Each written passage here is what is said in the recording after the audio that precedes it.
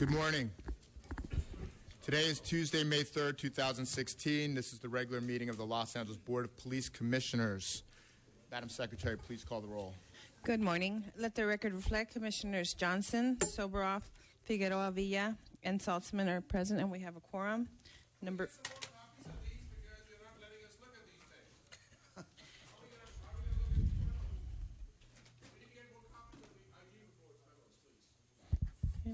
The IG report memos are posted online on Friday.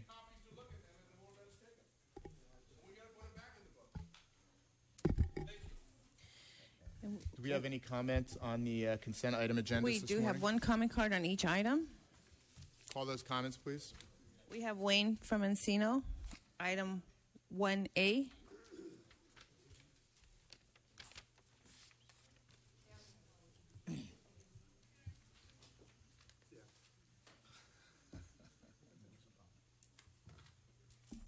So, back to the Dodgers. $1,500 for food and recreational activities for the cadets. What do these cadets have to do with baseball? Why do we keep seeing the Dodgers that black out all of our games giving this $1,500 pay dirt to this department? How many times a year are we going to do this? These donations need to be an annual donation. Put together how much money the Dodgers want to give to the department in one setting so we can review it. They keep peppering this stuff all year round. $1,500 for the North Hollywood Area Cadet Post. So what do you do in this North Hollywood Area Cadet Post? Play softball, right? So why are these Dodgers giving department money for these activities? Well, the reason is simple. They get free police services from this place. That's why. Go up and down Dodger Stadium, Chavez Ravine. The whole 110 freeway gets blocked for their guests to come in and out of their games, their 84 home games. And they don't pay a fucking dime for that. That gets paid by the city of Los Angeles. That's why they're giving this money. This money is nothing but payoff money because they give $1,500, but the taxpayers of the city pay 20, 30, 40 times that every time they give a donation. So don't accept their donations. Bill the Dodgers for the actual cost of city services for their games. It'll be millions of dollars for the city's treasury. Do I have a motion on this item? Do I have a second? All in favor? Aye. Any opposed? Okay.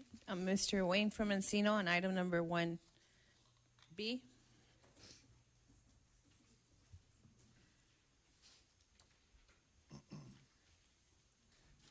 Yes, dearly beloved, we like to honor the memory of the greatest police chief in Los Angeles history, the Honorable Willie L. Williams. Willie Williams is the greatest police chief we ever had in the city's history. When he came to Los Angeles, he couldn't pass the gun test, but goddamn, we gave him a gun anyway while he walked the streets as our chief. Willie Williams couldn't even pick up a handgun to drop it a goddamn foot, but he tried. He went out there to that shooting range and he pointed that .357 out there and couldn't hit the side of a fucking barn from here to Philadelphia and back. But goddamn it, he tried. And then we had the riots and all the goddamn corruption. Willie Williams played golf, but while he was on the golf course and the city was burning down, he tried. He tried. Yes, Willie Williams was a man who tried to reform the department while playing golf and drinking and trying to pass that gun test.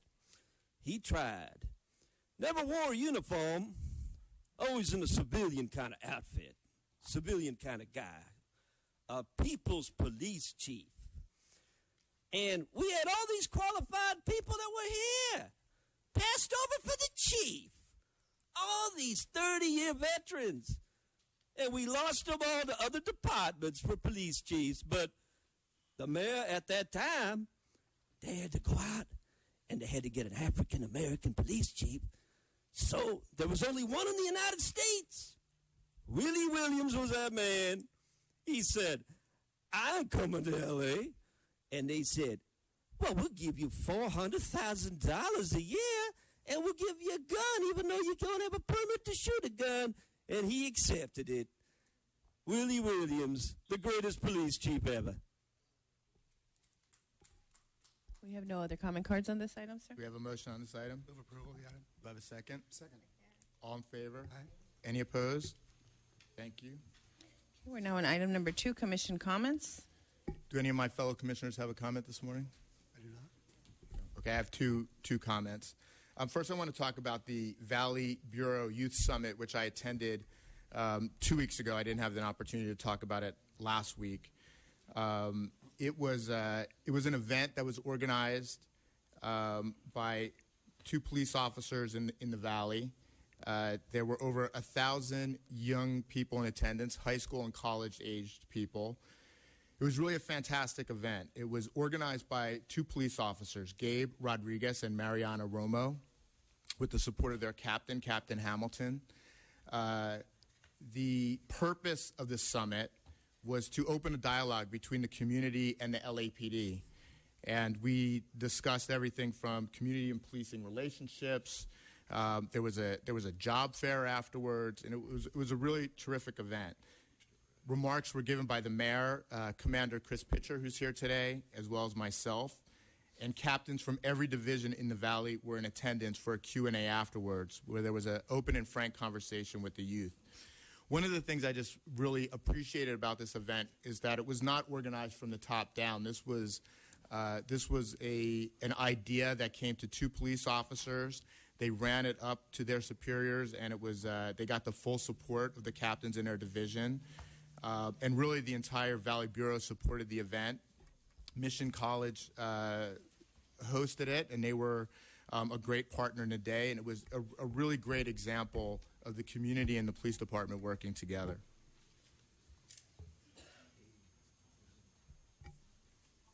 When I took this job, I determined that transparency best serves the department and the public. Our support of body cameras and the fact that we will be the first large department in the country, even with the current delays, to outfit our officers with cameras is evidence of this. The 2015 Use of Force Report, which will be back on our agenda soon, is also evidence of this. The reports that are issued by the Chief and the Inspector General after our review of categorical use of force cases and the level of detail they contain, which is truly unique to the LAPD, is also evidence of this. I could go on with many other examples. In these 8 short months, I've met with hundreds of people individually and in groups. Frankly, it's one of the best parts of my job. Building on that, in June, the Commission will hold regular police commission meetings in each of our 4 divisions in the evening to encourage as much local participation as possible. That way, we'll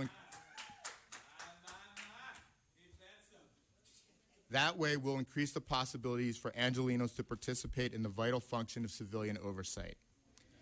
The exact times and dates and locations will be announced shortly. Transparency in the work of oversight is built on respect. We as commission members may disagree with one another. We may disagree or question the command staff, the chief, or the department. You, as some of our constituents, may disagree or question us. Yet none of this works without respect for each other. The essence of civil society is mutual respect. So long as we can and do respect each other, progress will be made. I've repeatedly offered to meet with groups who routinely disrupt these proceedings. I've established ground rules for those meetings because those groups have not shown an interest in conversation.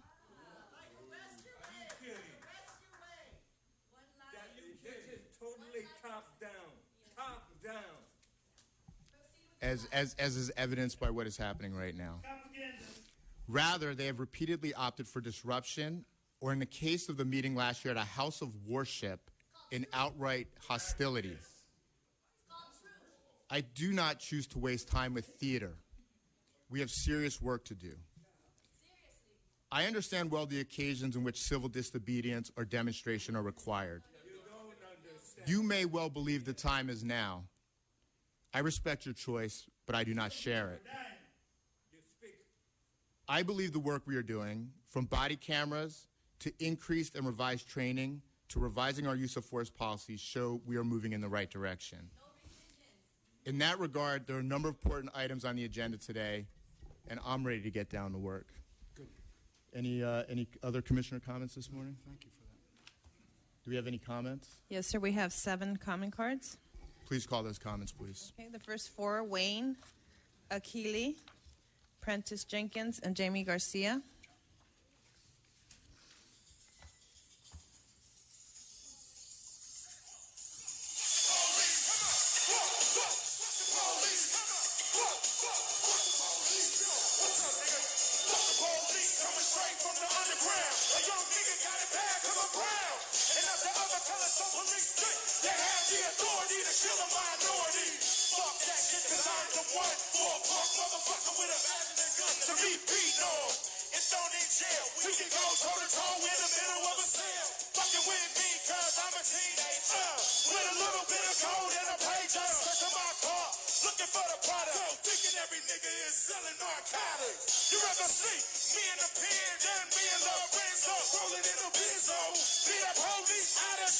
You're required at all outreach meetings to play this at the beginning and end of every meeting.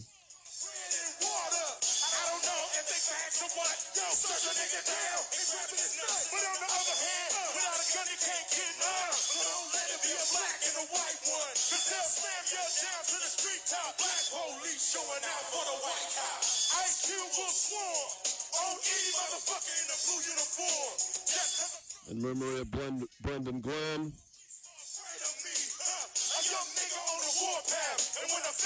Last year I said he was assassinated. I was proven right. Even though you fucking arrested me for it, I proved I was right.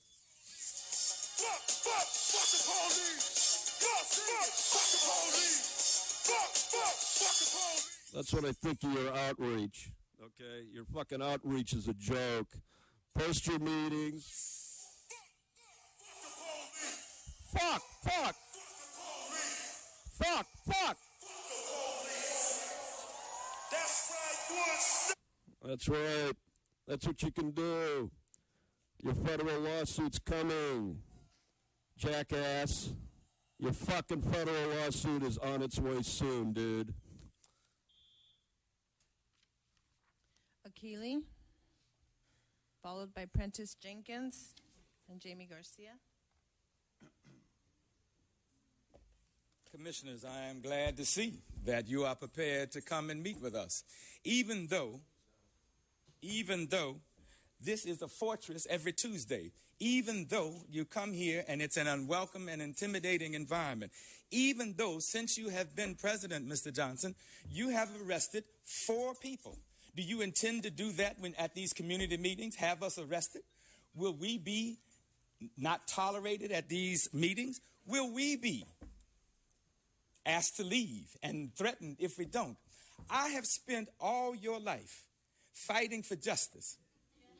All your life. My mother's generation worked so that you could sit there, and despite what you may think, you're not sitting there because you're smart and good looking. You're sitting there because people fought to open the doors, and I have fought to keep those doors open. Not so that you could be a voice for them, but that you could be a voice for them. And you have disappointed us. You have made your choice. I made mine a long time ago. I will be here to fight for my First Amendments, to fight for justice, and to fight for people like Ms. Hines. You've made your choice. What you are doing and what you have done has been a great show, but it hasn't resulted in anything. All that I know about change is that it has not come from polite discussion or polite politics. It has come because this society and its institution and the people who represent it were challenged, were confronted, and if need be, disrupted. That is how change has been made in this society. And if you don't believe me, ask women, ask labor, ask civil rights leaders, or anybody who has ever made change in this society. It has not come because we've, out of enlightenment. It has come because we forced it. We intend to keep forcing it. Thank you. Prentice Jenkins.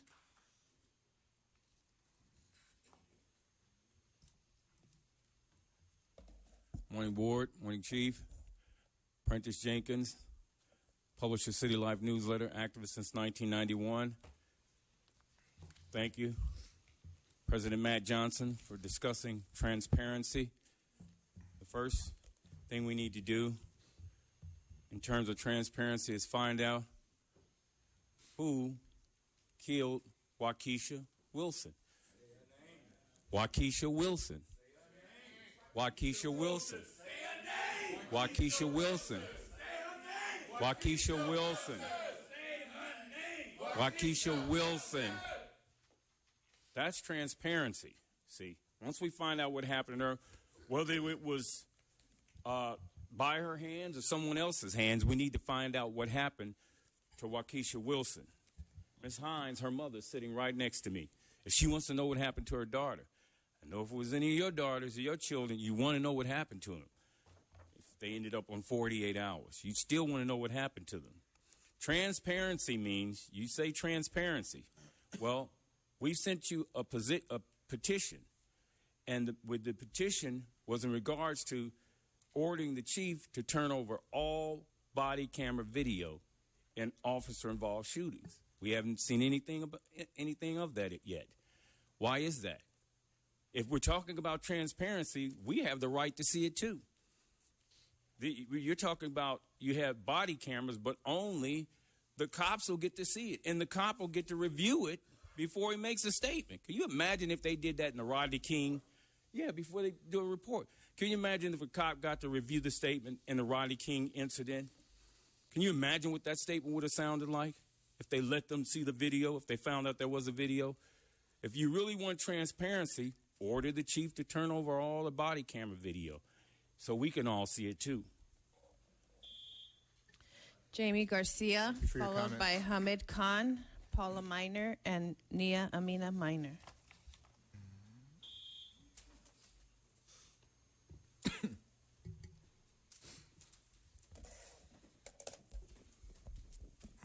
So I know you just made this proclamation about how you've been willing to meet with us, but there was a meeting scheduled today that you declined. You declined because it wasn't based on your terms. Again, this need to control. You declined because, frankly, I think you're afraid. It was an opportunity. It wasn't an unprecedented opportunity. We've had community meetings with LAPD. However, it seems like you like to hide behind a facade, behind a mask. You ask as if you have legitimate concerns regarding the violence of policing. You put out reports that will do nothing but collect dust. You shift money towards more training for law enforcement that you can't even abide by. The mode of operation is the arrest of dissent in this room. Lastly, you take credit for ideas and actions that are not based on your own motivation. It was the community that demanded to know what person was being killed when you discussed officer-involved shootings. I lit up this room one day demanding to know who these people were while your commissioner sat staring. This wasn't your idea. This wasn't something that came out of the kindness of your heart. This is something that we demanded. There's no civility while we are dying in the streets. And just yesterday, I decided to take my life's work as being a nurse working in a hospital and compare it to policing. And what I found out was actually devastating. It took me no more than 5 minutes to figure this out, to figure out how people are dying, not just by your guns, but the way that you take money from people, the way you take money from what we need to be human.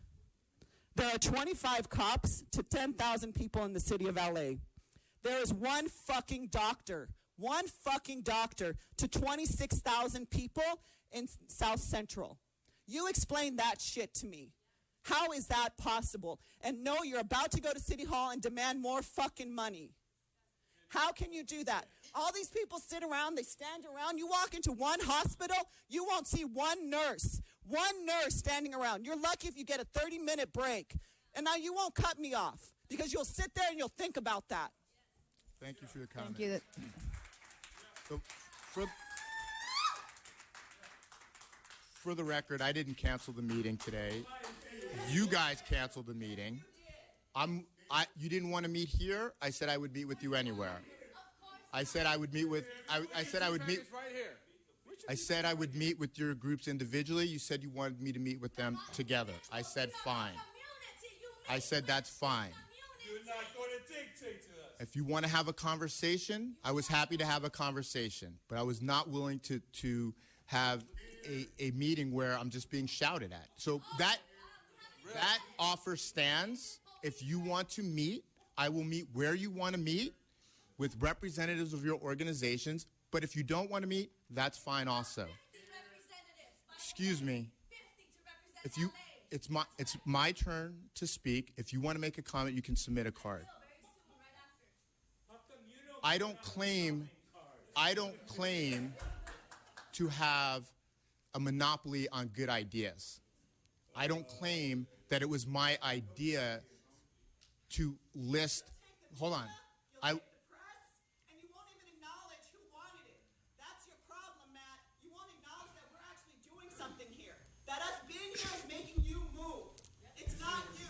The reason why I meet with groups around the city, all types of groups, is to get ideas and to get thoughts. When you're ready to sit down and have a productive conversation, I'm ready to do so. Let's move to the next comment, please. Stop trying to do that. Stop trying to act like we're bullying you. Stop trying to paint that picture, because you know The picture is people can hear what happens and see what happens and draw their own conclusions.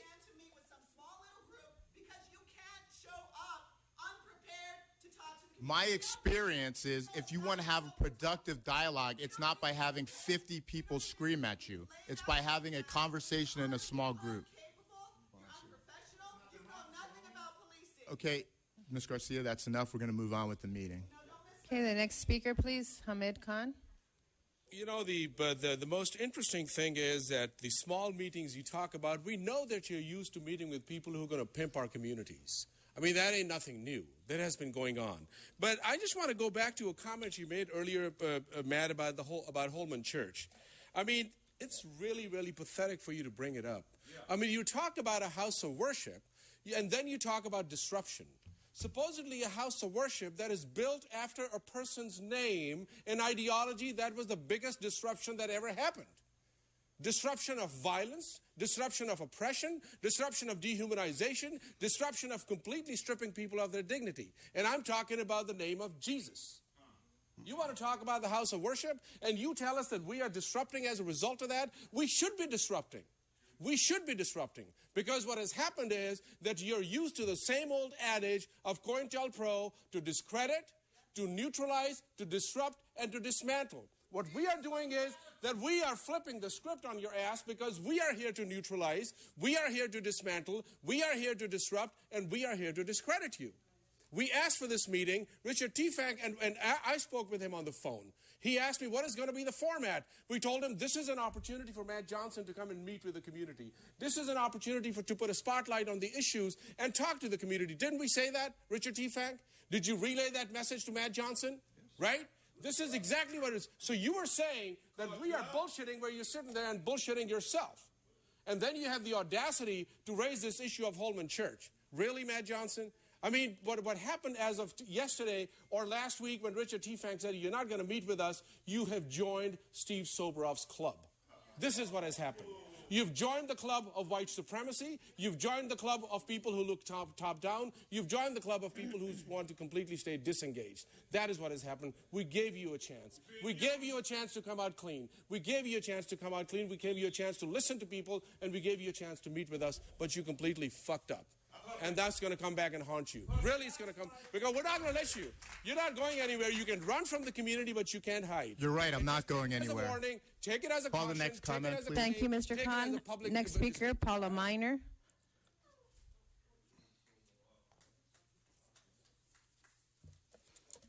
I'm Paula Miner with Black Lives Matter. Again, during the commission comments, I am raising the name of Waukesha Wilson. As you know, Mrs. Hines is here. Say her name. Waukesha Wilson. Say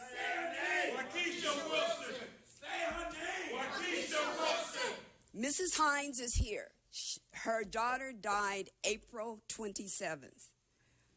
March 27th, Easter Sunday. She still has no information. She still has not spoken to anybody from LAPD, even though you publicly made that remark last week, Chief Beck, that you would be willing to meet with her. No one has reached out to her. Someone reached out to her in the hall. She said she would meet, but she had to bring someone with her, her lawyer or representative, because she's not comfortable talking to LAPD given the circumstances that her daughter was either murdered or died mysteriously. So she still has heard nothing. The mortuary called her and said, come and get your daughter's death certificate. That's what she just found out since this has occurred. So she has to go to the mortuary, get her daughter's death certificate, which was sent there. No one sent anything to her. So I continue to raise up the letter that we submitted to you on April 19th. This commission, part of your commission obligations, is to respond to the letter. Give us an answer.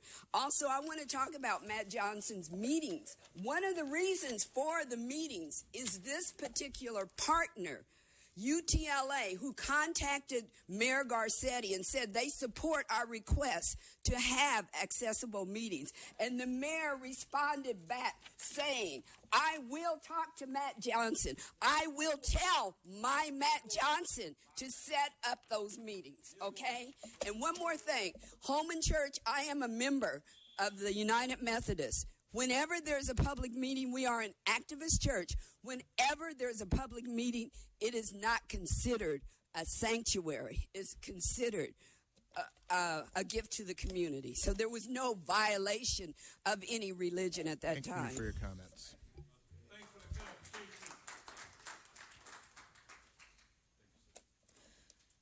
The proceedings of LAPC have been disgraceful. Your insults are powerless, Matt Johnson, because you are in front of an audience of community members who knows the truth. Nia Amina Minor, sir. What is it? Did you want clarification? Restart the clock. I just want to hear your name. You want to hear my name? She said my name. I didn't hear it. Thank you. My name is Nia Amina Minor. Again, I was arrested 2 weeks ago. The proceedings of the LAPC have been disgraceful. Your insults are powerless, Matt Johnson, let me repeat it again, because you are in front of an audience of community members who knows the truth. Yeah.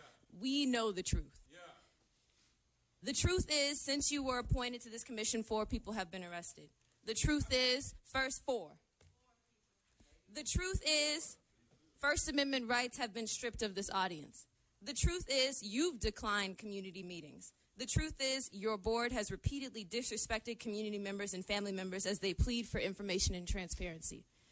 Matt, how can you expect us to communicate with you in this top-down white supremacist disrespectful space and in this format? What's happening is you're trying to take the attention off the real issues. Nobody is worried about, what's that, rules of order for meetings? Nobody gives a damn about Robert's Rules of Orders. We're community members trying to speak, trying to practice our democratic rights, yes? Black Lives Matter is very concerned and disappointed in the actions taken following the death of Waukesha Wilson while in custody. Let's bring our focus back to the issues. Los Angeles Police Department has not been transparent and appears to be withholding critical information from the family and the community.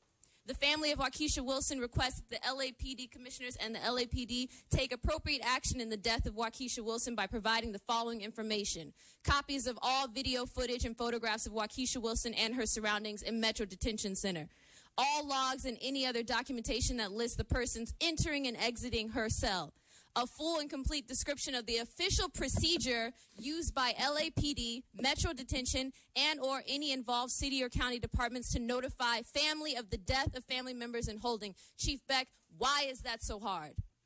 We need that information immediately. It has been a full month. This is ridiculous. What are our resources going to if you cannot respond to these simple requests? Thank you for your comments. Thank you. We're now on item number 3, report of the Chief of Police. Chief Beck. Waukesha Wilson's death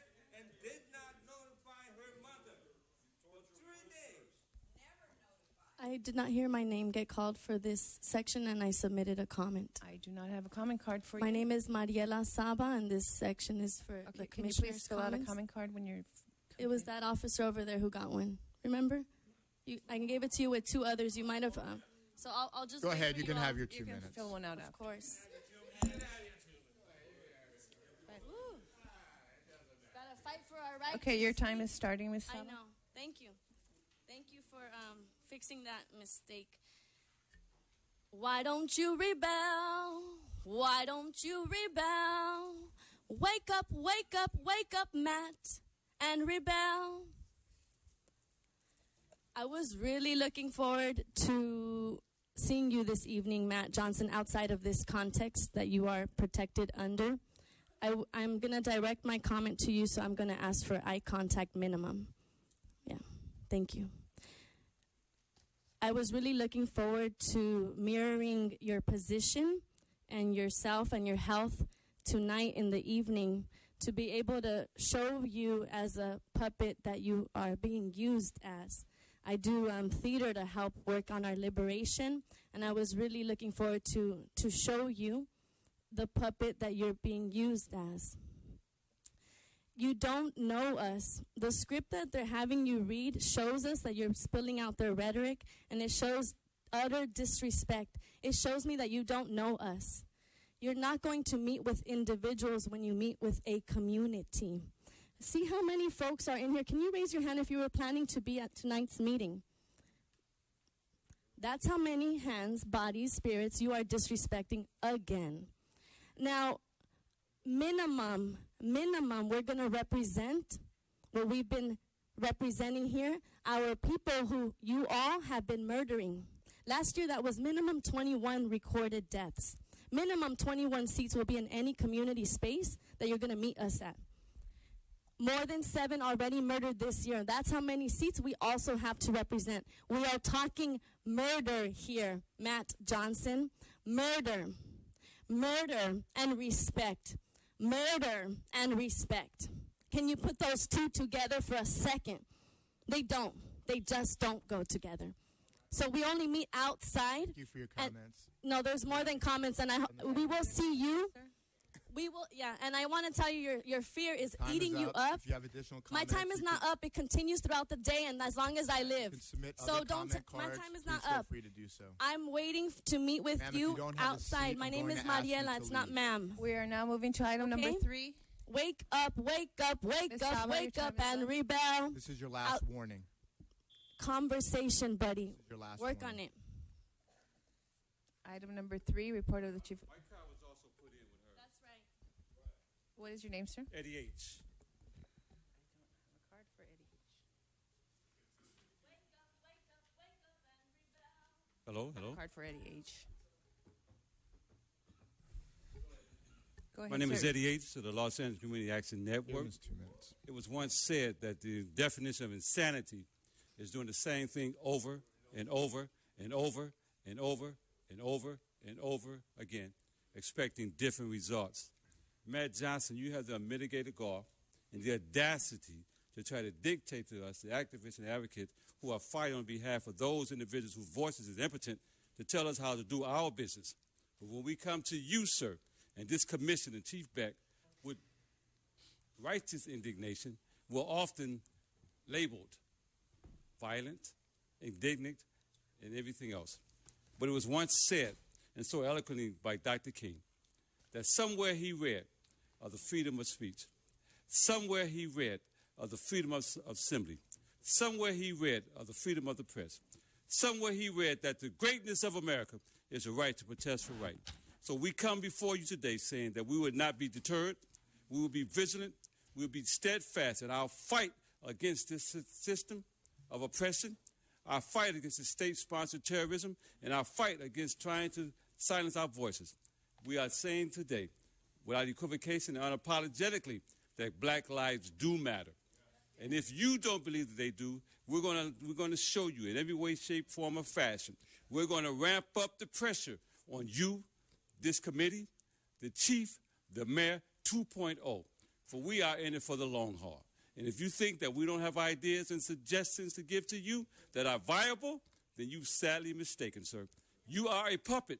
You're being used. And the sad fact about it is that you can't see it, for you have your blinders on. And that's what happens when you become socially engineered into white supremacist society. You want to be so much a part of this society that you've disdained, disrespected, disregarded our community for far too long. 8 months is far too long. And I want to say this in the end. If not us, then who? If not now, then when? Thank you. And Mr. H., I do have a card for you for general public comment, item number 5. So that is the last comment card, sir, on this item. We're now on report of the Chief of Police, item number 3, Chief Beck.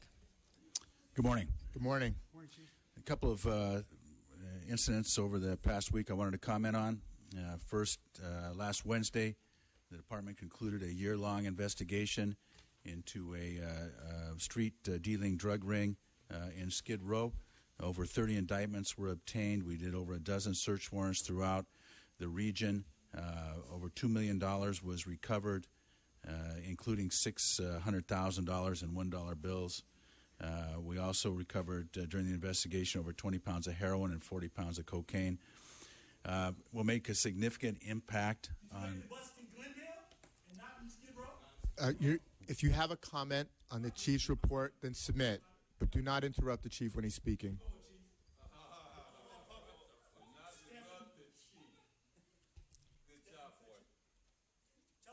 That's the last warning. This will make a significant impact on quality of life in Skid Row. Far too often.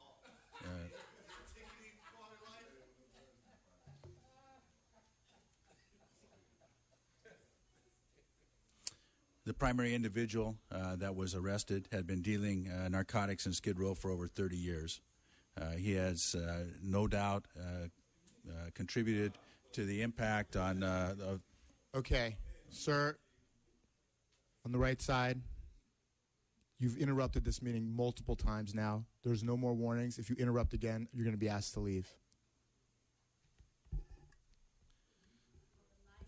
In conclusion, on this one aspect, I was very proud of the work by not only the Los Angeles Police Department, but our allies from the City Attorney, DA's Office, FBI, and our HIDTA task force and the multiple regional partners that are involved in that. They took a mission that I gave them to permanently impact drug dealing in Skid Row, and did a really exemplary job on it. So I was very proud of that. Saturday night, we had an officer-involved shooting in Mission Division. Uniformed officers responded to a domestic violence incident where they found a woman laying on the floor with a phone cord wrapped around her neck. As they tried to rescue her, they were attacked by the Sir, this is your last warning. Please stop disrupting the meeting. If you disrupt again, you're going to be asked to leave. You've also disrupted this meeting multiple times now. As the officers tried to rescue the female involved, they were attacked by a male at the residence wielding 2 knives. Officer-involved shooting occurred. The results were fatal. May Day marches were held in the city of Los Angeles. Over 6,000 people participated peacefully.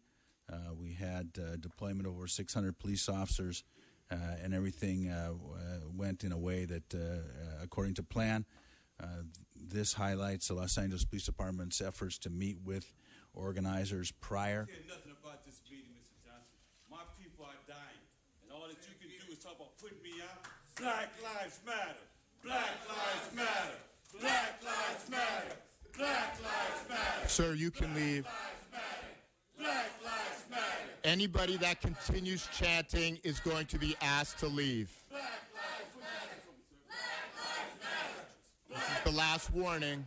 Black Lives Matter. Black Lives Matter. Black Lives Matter. Black Lives Matter. Black Lives Matter. Black Lives Matter. Black Lives Matter. If you want to disrupt again, yes. You didn't ask him to leave. You forced him to leave. Just like a LAPD. Sir? Over too much power in the hands of Okay, the sir. Now you need to leave also. I'm asking you to leave.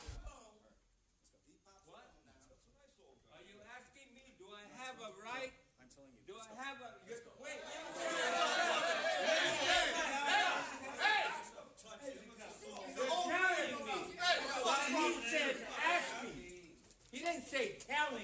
He said asking. Don't touch our elder. You have respect. Don't touch your elder. Don't touch him. He's fine. You see what happens when you touch people. Then all of a sudden you're going to get arrested. Don't touch me.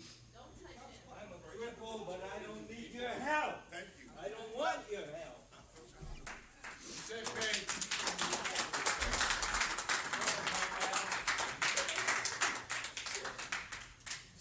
See how your cops handle people? Chief. And Saturday, this coming Saturday, I'll be flying to Philadelphia, attending Willie Williams' funeral. Willie Williams was the first African American chief of the police, chief of the Los Angeles Police Department. You know, my thoughts go out to his family, and I want to thank him for his service with the LAPD and the other multiple law enforcement agencies that he headed.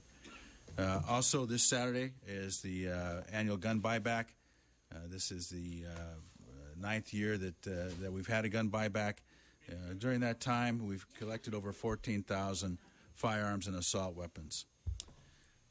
Also today, I go across the street to City Council to present the department's budget, so I'm going to need to leave this meeting at about 10:30 to do that. And that concludes my report. So there's been multiple disruptions of the meeting today. There are not going to be any more warnings from here on out if anybody disrupts, and that's talking loudly to your neighbor, that's laughing loudly. I'm just going to point you out, and you're going to be asked to leave. Do we have, ma'am?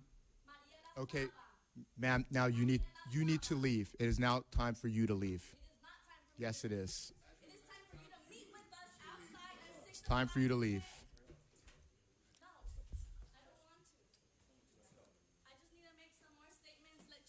Chief Beck, I have a comment card, so I'm going to just say it now. We're going to see you over there. We're going to make sure that you all stop stealing all the money from Los Angeles, all of our people's resources. I'm talking education. We're talking health. We're talking housing. Everything you all represents our genocide, our death. More resources to genocide? No. We will. Ma'am, I'm going to have to take a recess and clear this entire room. You're going to inconvenience everyone if you do not leave right now.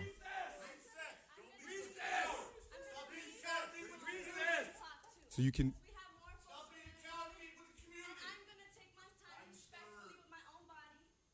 At my own safety terms, because I'm sick of you co-opting safety. You are not safety. Stop talking that all over the world. You are not safety. I am safety. We are safety. We define safety. Stop. This is your last chance to not inconvenience everybody in this room. I will clear the entire room if you do not leave right now. You don't control me, brother. You don't control me. Ever. Get on the right side. Get on the right side while you're alive. They will kill you. They will kill you. And you are dying inside, brother. Wake up and rebel. Wake up and rebel. Wake up and rebel. Wake up and rebel. Wake up. Okay, every person that is now chanting needs to leave. We're going to take a 5-minute recess, and all the people that were chanting are not allowed back in the meeting. Stop being a coward, meet with the community. Stop being a coward, meet with the community.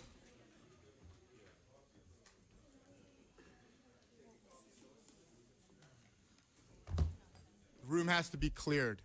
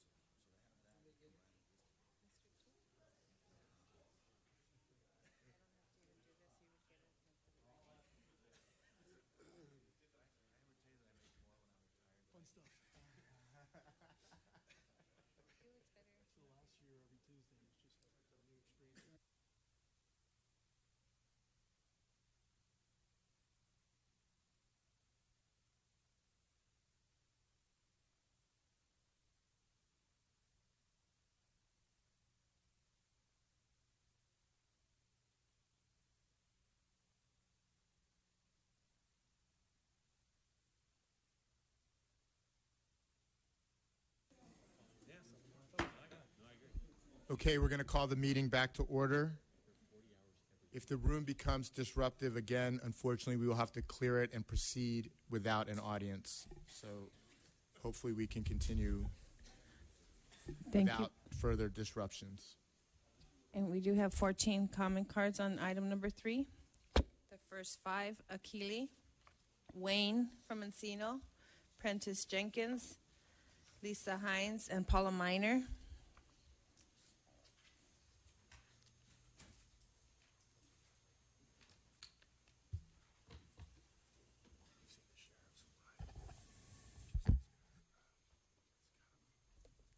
Yes.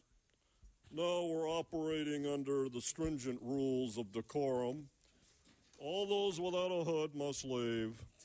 So, again, I came today in peace, but we continue to violate certain laws. Like Steve with his camera.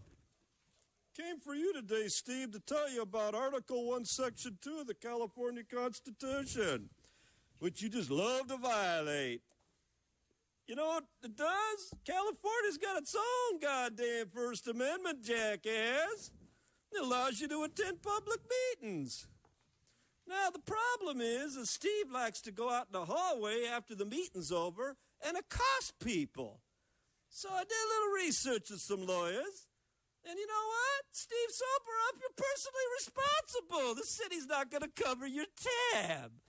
Because to be having city liability, you got to be in a legislative act. So when you adjourned the meeting, your jackass was over with. Because I was leaving the meeting, but you stopped me in the hallway with your fucking private security, and you forced me to stay while you said I was the worst piece of shit in the world. So that means the city's not responsible. You're personally liable because that's a personal injury tort. And I just got that today. This is a jackass. I didn't know jackasses were that big of a jackass. And then I see Charlie Beck's got a new haircut. And look at that in the suit. He changed his suit and his hair. Charlie Beck has a toupee. I didn't even know that. Look at that. He's a young guy. Look at that. All that time with that Magnum P.I. gay mustache and that toupee, I thought it was a Charlie Beck wannabe fucking Tom Selleck. All right, jackasses, let's continue the meeting.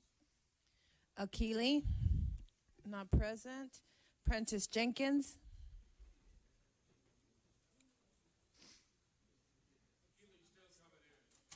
Okay. Oh.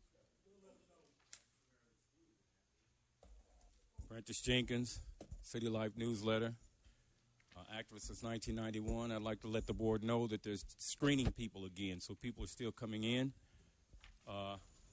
Also, I'd like to acknowledge Black Lives Matter, L.A. Can, and Hamid Khan, LAPD spying, stop LAPD spying. I also understand that it says under the city charter, the Board of Police Commissioner is the head of the police department. The board sets overall policy while the chief of police manages the daily operations of the department and implements the board's policies or policy direction and goals. The function of the role of the Board of Police Commission, that's their function. You're the head of the police department. So based on what Mrs. Miner's daughter asked you to do, President Johnson, will you release videotape? You're the head of this department now. So you have the right to do this. You can order the police, you can order the videotape from the jail released to the family. You don't have to release it to us. Just release it to Ms. Hines and let her see it because you're the head of the police department. Everything that Mrs. Miner's daughter asked you to do, I'll ask you if you will compel the chief to do that. Now, under Brown Act 54954-3, it says you can answer. Will you do that? Yes or no? This investigation will continue as the investigations always continue. So there's not going to be any special rules for this one. We have a videotape policy. We have a We have a policy of how investigations are handled, and that protocol is going to be followed here. So no. Lisa Hines.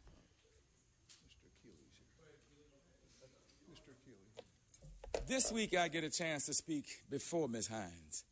Last week I spoke after her, and it was the hardest thing I ever had to do because she came here to communicate to you in the best way she could, to give her some answers. And I had to follow her. It was all I could do to keep from breaking down. That is not what I expect when I come before public agencies. I don't expect for people to come and plead with you for information. I don't expect to have to come here and be threatened and arrested. I don't expect to come here to be poorly treated. I don't expect to come here and not be responded to. This time, I'm before Ms. Hines, and I can tell you what she's going to ask you. She's going to ask you for answers. She's going to ask you for a human, decent response to a condition that if any of you were in, you would be here. That if any of you were here, you would be with 10 lawyers. If any of you were here, you would be saying and demanding the same thing.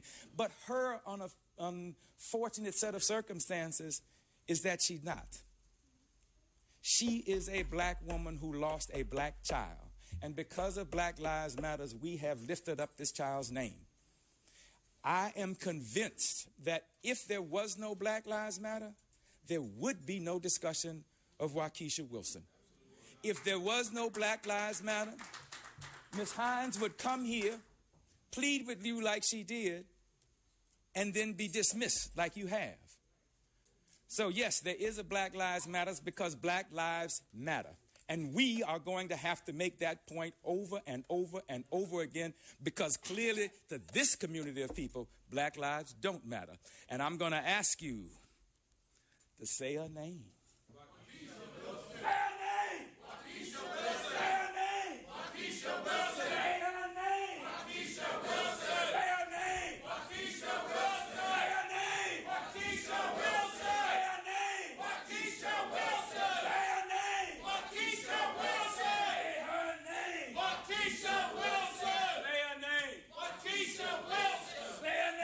Thank you.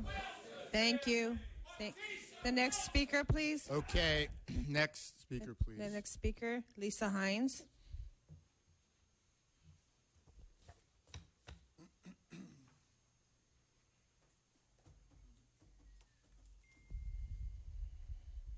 Good morning. My name is Lisa Hines.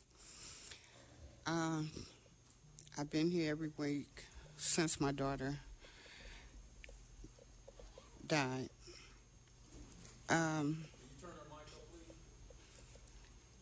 I come before you guys to ask you, can somebody tell me something? I haven't heard anything. It was a month, the 27th of this month. She died March 27th, and it's May 3rd. And I haven't heard from anyone. I mean, I haven't slept. I haven't eaten. I don't know what to do. I mean, come on. It's an investigation. But they said she hung herself. So if she hung herself, if it was, they know for sure she hung herself, it should be a shut and closed case. Why is there investigation? Because she had an altercation with an officer before she passed? I mean, minutes before she died? I had talked to her. Then 10 minutes later, what, she died? But when I talked to her, she told me she was going to call me back later that evening. She told me to be in court on the 29th. She was thinking she was coming home. It don't make sense. And I haven't heard anything from anybody. Nobody. What really gets me is I was calling the police station, and they was telling me they had to locate my daughter. They didn't know where she was. They were looking for her. And I asked them, how are you guys looking for her and she's in your custody? And all they could say is, well, ma'am, we're trying to locate her. But they knew then that she was dead. They knew. That was one day. The next day, Wednesday, they give me a number to call, telling me to ask for investigations. When I call the number thinking I'm getting investigations, the coroner office answered. Why was that? The watch commander of the Metropolitan Center, he spoke with me. He couldn't tell me anything. He just said, ma'am, I just need you to call this number. I mean, come on. Is that any way for any parent to find out their daughter has died? Is it? Ma'am, thank you. Again, it was totally mishandled, and we're working on our protocols. I know you had a... If you continue to disrupt it, I've given the warning. If the meeting is disrupted... You gave me a warning. You arrested me. Don't give me warnings. Okay, sir, you need to leave. I'm asking you to leave. I'm leaving. Say her name. I know you... If you decide to continue chanting, I'm going to shut it down. If the room becomes disruptful, I am going to clear the room. And look, this is how you treat the public. This is what you do. Sir, you need to leave, please. And don't call me sir. You know my name, sucker. Say his name.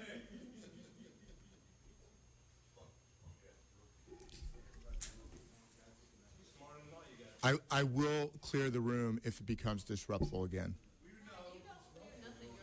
Ma'am, I understand you had a meeting scheduled with the chief last week, and that was canceled. I really do encourage you to sit down with him and speak to him, and hopefully he can give you some answers. I think, did I have a card? Yes, okay. Paula Miner.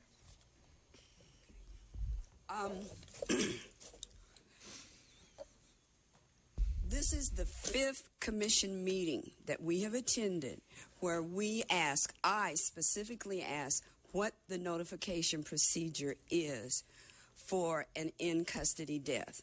Now, I asked what the procedure is. I did not ask specifically what procedure occurred with Waukesha Wilson because we already know what Miss Hines experienced. The procedure we ask for should be able to be presented to us. It is not anything that's private or part of the investigation. There should be a procedure for any in-custody death. And I'm not sure if you were the assistant chief who was here on April 5th, and I'm sorry that Chief Beck is not here because we've asked him face-to-face 3 times. And at no time, and even you, Matt Johnson, asked for it. I believe the reason that LAPD does not want to share it with us is because it clearly was not followed. It clearly was not followed. We know that this is a bureaucracy and a military bureaucracy in LAPD, and there's a procedure for every single thing that occurs and is done. And we need that to see that procedure, as well as we need specific answers for her case. And you talk about protocol, but you don't give us any measures. What is protocol? We look on the agenda, we see investigations that are coming to you that are a year old, 18 months old. I think it's harsh to expect her to wait a year or 18 months for you to come up with the results of the investigation. And she did have a meeting. Chief Beck canceled it. Chief Beck sent an emissary, to speak with her, and she said she would speak with him, but she needed representation, and they said she should meet alone. She cannot meet alone. She is still grieving, so they should allow her to have a representative or her lawyer in that meeting. I'll agendize for the next meeting a breakdown of our policy and procedures for investigating in-custody deaths so that everyone in this room and the public can understand the protocols that are in place. Okay? Thank you. Mr. President, if I may, scheduled for next week will be a presentation from Force Investigation Division, which will cover the global work of Force Investigation Division, and included in that will be a piece relevant to the notification process. Okay, fantastic. That will take place. Not just the notification process, but also the investigative protocols as well. Correct. There will be okay a total presentation. Great. Thank you. The next speaker, Pete White.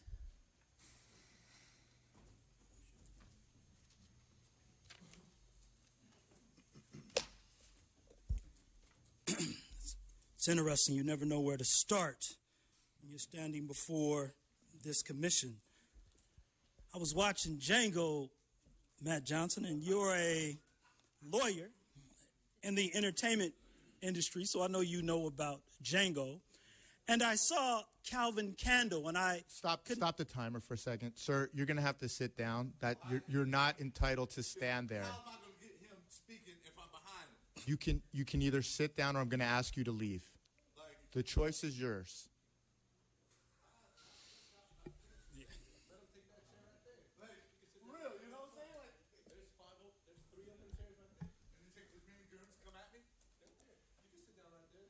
No, he can't. Sir, please have a seat. Okay, start the clock up again, please. Yeah, restart that time. So I was watching Django, as I said, Matt Johnson. And there were two characters, right, metaphorically, that spoke to me. It was Calvin Candle, that was the white slave owner, and Stephen, much like Stephen Fetchit, the black dude who was sick before Calvin Candle was sick. And I thought that you were definitely a Stephen for this commission, for the mayor. The mayor is your Calvin Candle. Yes, boss. The chief sat here and said that they had closed down a 30-year drug ring in Skid Row and caught the kingpin. My man was only 40-something years old, so was he dealing drugs for how many years? And why did it take the LAPD 30 years to close down on a 30-year drug ring? These are questions we have to ask. The chief ran across the street because he needs to make a budget presentation. He's calling for $10 million additional dollars in overtime, 525 additional police officers. He's calling for 150 civilian employees, 100 of which are detention officers. This department represents 54% of nearly $9 billion. We believe in public safety, but we don't believe in public safety that continues to build the police state. Public safety to us means public safety, well, let me say, no one knows more of economic insecurity and safety than us. Housing insecurity than us. Food insecurity than us. Political insecurity than us. All of these things that make us unsafe. Public safety means investing in all of those things and not continuing to build the police state. And not continuing to be a Stephen for Calvin Candle, Mayor Garcetti, and Chief Beck. The next speaker, General Dogan. Is not present. Oh, is he? You're present? Okay. And following the general is Anthony Radcliffe.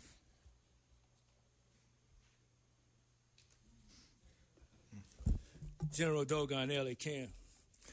Why, yes, we believe in public safety, and we all want our community safe. However, LAPD has yet to know what public safety is because you're so busy damn doing private safety, protecting the 1%. You will pick me up off the ground and throw me up against the wall, but you won't pick me up off the ground and throw me into some housing. And you will handcuff me and arrest me, all the while declaring that you are rescuing me. Our version of public safety is so clearly not the same as yours. We need house keys, not handcuffs, and we need a job to go with that house key. Public safety to me is no more LAPD. Get the hell out of my community. Anthony Radcliffe. Not present. Pastor Q. Jan Marie.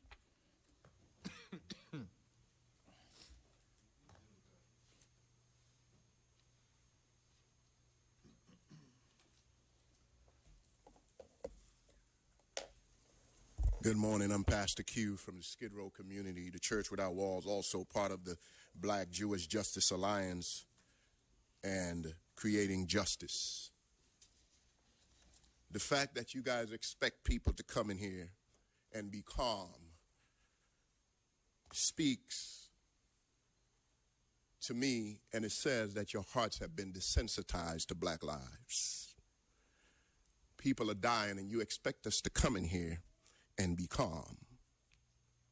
Regarding Harmon United Methodist Church, I do believe that Jesus went into the temple and flipped over tables of the oppressors who were using the people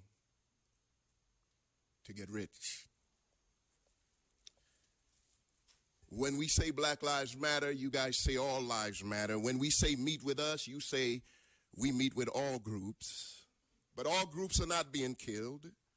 Black lives are being killed. Black lives are being murdered. Waukesha Wilson, Sandra Bland. The system continues to destroy us. LAPD is a microcosm of our foreign policy. $40 billion towards Israel. That's what we have asked to send to Israel. Yet we can't house people on Skid Row. $40 billion to give elsewhere because black lives, Latino lives, the poor. And then when we come here, we come to a fortress because we fear a just city. Because if we have a just city, then that means we will have to look at things specifically and not generally. Next speaker, Charles Du Bois.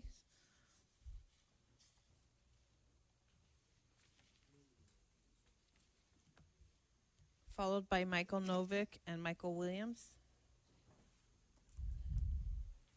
Yeah, I listened to the sister talk about how her daughter was killed and disrespected and how she was taken out of the equation. Okay, the young brother named Mario Merrill was killed in Vallejo back in 2012. And generally what we discovered is when the police do something wrong, what's the corresponding factors, they give the surviving family a really hard time about nothing. Okay, for a whole month, Cynthia Mitchell could not see her son Mario Merrill's body. They would not let her see her okay. They were having police harass the family. Anyway, let me get on to this. What I want to say is that I'm really impressed with all this fake decorum and transparent talk about transparency. I left L.A. in '77. I just been back here about a couple of years, and there was a talk back then about police review boards and stuff. And this is a real argument why they're useless. This is not the place to come for justice or even answers. I mean, look, the sister came here. Black lives come here, and you guys, your job is to make things hard or have no answers. And see, I don't really want to talk to, I'm not here to talk to you. It's like, look, what I want to share is like, okay, we all know this happened nationwide. And we're asking the police who can't police themselves and who kill us to get reviewed by this commission of nice-looking suits. We need to rely on ourselves. I'm not going to get more specific than that, but I'm just here to notice that, you know, there was Jerry Lee Amy, who got shot in '65 before the Watch Rebellion. I'm sorry. See, I get them all mixed up. Deadweiler. Jerry Lee Amy, they shot 29 times. They had 6 shooters in those days. So they emptied their revolvers in them, and then their shotguns. That was in '71. He was a Vietnam veteran. My time is up. Forget y'all. Michael Novick. Michael Novick with the White People for Black Lives. I come here and I comment week after week. I think my idea was to somehow prick your conscience or ask you if you have no shame, but it's clear that you are shameless. You have no shame. You're sending Willie Williams to Philadelphia to the funeral you're sending Charlie back to Philadelphia for the funeral of Willie Williams, and you couldn't send Charlie back to the funeral of Waukesha Wilson to express his condolences to the family and his regrets for what happened. you're trying to hide behind a protocol and policy, and business as usual. Let me tell you that I lost my stepson 9 years ago. My life has never been the same. I hope you never have to suffer the consequences that this family is suffering. But if you did, you would have some ounce of human empathy. You sent Willie Williams, Chief Beck, across the hall to the L.A. City Council. You should have sent this guy. Let Moore go over there. Let Williams, let Beck face the music and respond to the community. He gave a report, and then he walked out. You clear the courtroom, and he left at 10:30. It's ridiculous. Many years ago, I did a study of police review boards around the country, and I discovered that all of them had become captive of the police departments they were supposed to review. But you're not a review board. You're the policy board. You run the police department. You have the power to change the policy. If the protocol is interfering with human decency, change the fucking protocol. It's ridiculous. You think that hiding behind these things are going to make any difference? The people are here to express their grief, to express their sorrow, to express their outrage, and all you're doing is increasing their grief, increasing their outrage. So think again about what you're doing and the role you're filling and what impact it's having. Willie Williams, they brought him in because there was rebellion here in '92, and then they tried to bring in community policing, which is just a way to control the thinking of the people in the community. It's time to control your own thinking, control your own officers. Michael Williams.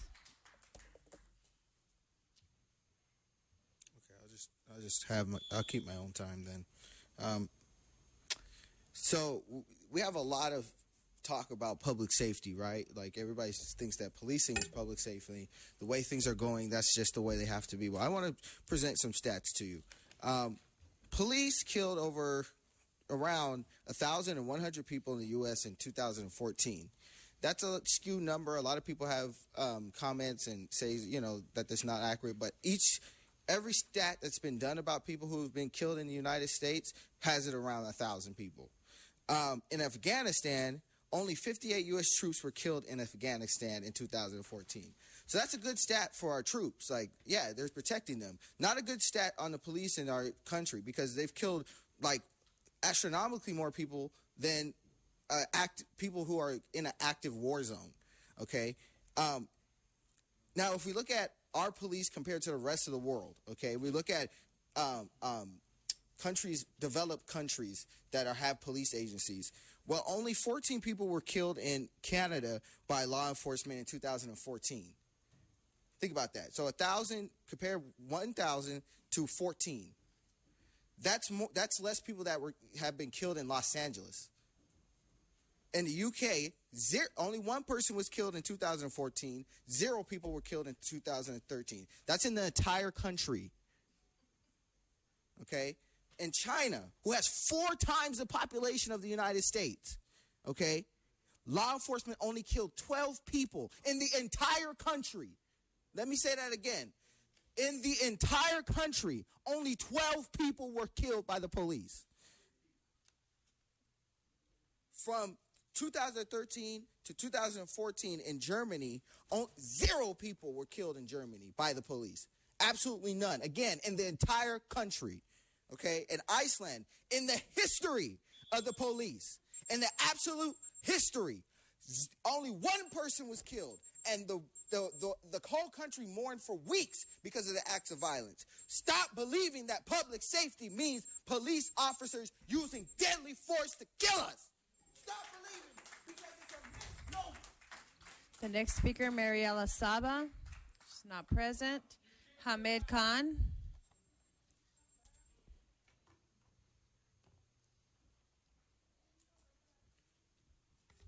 Mariela Saba may not be physically present, but her spirit is here, and she lives and she resides in all of us. So when we speak, Mariela Saba speaks as well.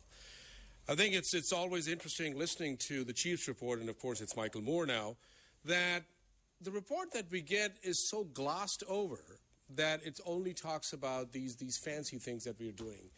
Nowhere did he mention that LAPD just got sued last month because of the murder they committed last year, and they tampered with the witness's video. They took the video, the witness, into custody, and they deleted the video as well. Nobody did the chief say about that LAPD just got sued. Nowhere did the chief say that LAPD is already leading the country this year in killing the most people, 7 or 8, depending as to whose statistics that we. And Michael, the stats you were talking about, 2015 was every 7 hours and 41 minutes. Cops were killing somebody in the United States. LAPD was leading the nation. It led the nation with 21 killings last year, right? So the chief sits there and gives us his report. But I think it's also appropriate for the chief to do that because the report that he's giving to are the tools and the agents of a system. Matt Johnson, you're not going to look at me when I'm speaking to you, right? Because obviously you are struggling yourself. That's what Mariela Saba was trying to tell you, that you're struggling with yourself. You're struggling with your inner being because what is happening now is that it is very clear that whether you're a tool, whether you're an agent, whether you're a shock absorber, or whether you just sit there to mask and rubber stamp everything. But the point here is that you've started this new narrative of disruption. But let me just tell you one thing. This is not the beginning. This is not the end. It's an ongoing disruption of the system. What we are doing is nothing new. There were people before us, and there are going to be people after us. Because we will discredit you. We will neutralize you. We will dismantle you. Thank you for your comments. And we will disrupt you, regardless of whatever. Thank you for your comments. Your time is up. The next you will speaker. Be dismantled. You will be dismantled. The next speaker, Chad Hayes. And the last speaker will be Walt Fears. A sheriff chief once said about me, I don't want him in my jail. Unless you bring him in with a dead body and a smoking gun, don't bring Chad Hayes into my jail. Now, I was arrested 2 weeks ago, and I went to your jail. Here's what I found out. The telephones don't work. They don't work. And you know what?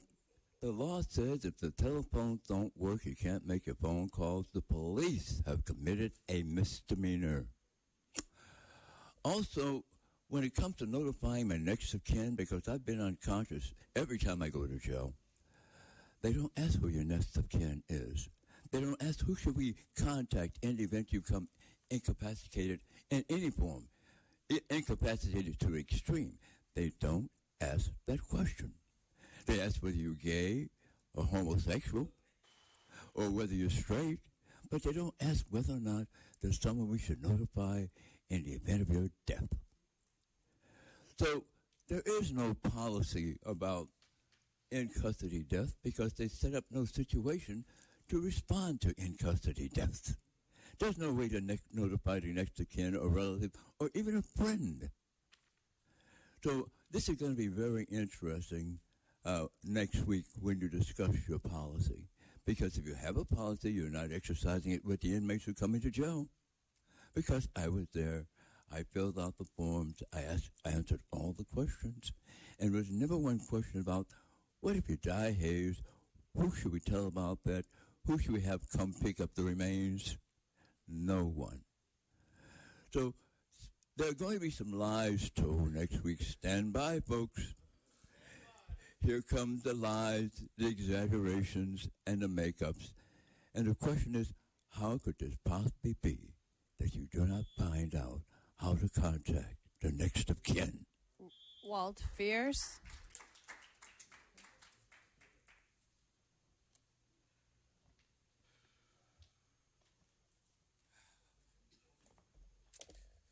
Public safety, public safety. I am somebody. I am somebody, Mr. Bustamante. I am somebody, Mr. Moore. I am somebody, Mr. Tefnick. I am somebody to the rest of these commissioners. Waukesha Wilson is somebody.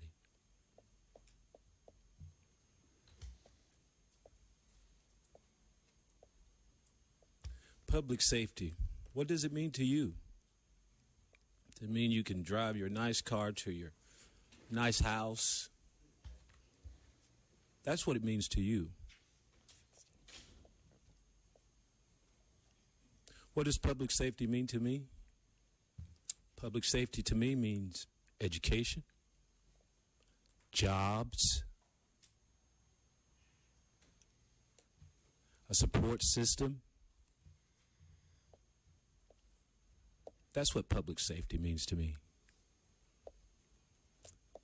Additional monies to put more cops, to hire more detention officers. That doesn't sound like public safety.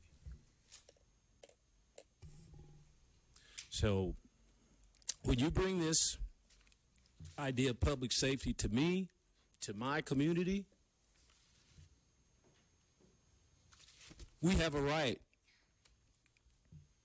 to tell you what is our idea of public safety. And if that idea doesn't meet your requirements, then there has to be a meeting point to where we can have an idea of what public safety is, because obviously you guys have no idea what public safety is. Not to us. It doesn't mean more police on the streets. It means jobs, homes, education. That's what public safety means. Garage towing and storage services. Oh, yes. That's police commission business. Not going over to the Metropolitan Detention Center, which, thank you, on November 10th and 11th, I spent 13 and a half hours over in your hotel. You know, they got a lot of bed sheets all over that place. They got 2 levels. And if you go to the top of that level, it's real easy for a couple of people to tie some sheets and fucking hang you from the rafters. It's all over the place. Well, after they tow your car, and they store your car and book you while your car's being stored, they're tying the fucking sheets together over there while your car's being towed and stored, and you can't make the bail. You're waiting on the phone for your bail commissioner, who doesn't fucking answer all day, while they're getting the sheets ready so they can hang you from the rafters over there at the Metropolitan Detention Center. That's what they do. That woman didn't hang herself. She was executed because her police garage towing and storage services didn't apply. Because that's what I'm talking about, the money. Police storage, garage towing. Money, money, money, money. One black woman don't give you money, so you hang her. You hang me. You tried. You held me for 13 and a half hours. You tried to break my fucking will. The only thing you did was embolden me. Like my old job I used to have in the 80s before I became civilized. So, fuck you and your fucking storage costs. Do I have a motion on this item? Do I have a second? All in favor? Aye. Any opposed? Thank you. We're done on item 4B. Would a commissioner wish to pull that item, or would Yes, please. Okay. Inspector General's report dated April 27, 2016, relative to the 10-year overview of categorical use of force investigations, policy and training, update on status of recommendations. Thank you, Commissioners. At the table in front of you is Special Investigator Alexa Daniels from my office, who's been working with us, working with me and Django Sibley, who's unfortunately unable to be here because of sickness. She was also part of the next report, so she will probably stay up here. Wanted to give you a brief list of what those recommendations are. As you recall, on the report that we had done for you regarding the 10-year overview, the commissioners had voted on 12 recommendations. During that meeting, we were asked to give an update on them, on those recommendations, a status update as we work with the department. We have worked with the department and continue to work with them on all of the recommendations and some of the other stakeholders regarding the first and second recommendations. The status of each is listed in that report, and I'm happy to go over any of those items, and I believe the department's also able to discuss the status of those if any of the commissioners should wish. Thank you. The first and second recommendations are essential for a variety of reasons. And a number of the other recommendations hinge on us resolving the issues in items 1 and 2. So there's been one meeting with respect to revising use of force policy. Yes, sir. So far, there's been one meeting. So it's been almost 2 months. I'm frankly disappointed that there's been only one meeting. I want to encourage this process to be sped up. I'd like regular updates on the scheduling of future meetings and how the process is going. I assume that all the stakeholders have been provided with the pre-existing, the pre-2009 policy, and have they been provided with the policies that have been enacted by other jurisdictions that have enacted de-escalation policies into their overall policy? And we are assembling all that information, the pre-2009 policy, as well as some of the training that references de-escalation, some of the other items the department has that references de-escalation, as well as a series of department policies from around the country that have that language. We will put that together, and in our next meeting, we are going to present that to the stakeholders in an effort to kind of see if we can drill down on some of the language and what may work for the department, and also to advise you on that status. But your recommendations or your comments now about giving you a status update and the like, we will do that, and I will, after this meeting, put together a calendar and work with my counterpart with the department to make that happen. Is the next meeting scheduled? It is not yet, sir. It's not yet, okay. So I'd appreciate you getting back to me with the schedule for the next meeting, and as you said, we should have a regular schedule of meetings to get this resolved. Yes, sir. Any other questions? I don't have any questions. I simply want to reiterate your comments, my agreement with them. I too am disappointed that we're now almost 2 months out and are where we are. And I look forward to the response to your requests and to our moving this forward more quickly. I think it's very important. Thank you. I just have a question. Is there something that the commission needs to do to pull a meeting? It's not on. That's as far as it goes. Yeah. Is there something that the commission needs to do to help the process along? Alex, meeting stakeholders. No, ma'am. We were working closely with Chief Moore when he was in that position, and have been now working close with Chief Villegas, and we'll get that done. Thank you. Any other comments or questions?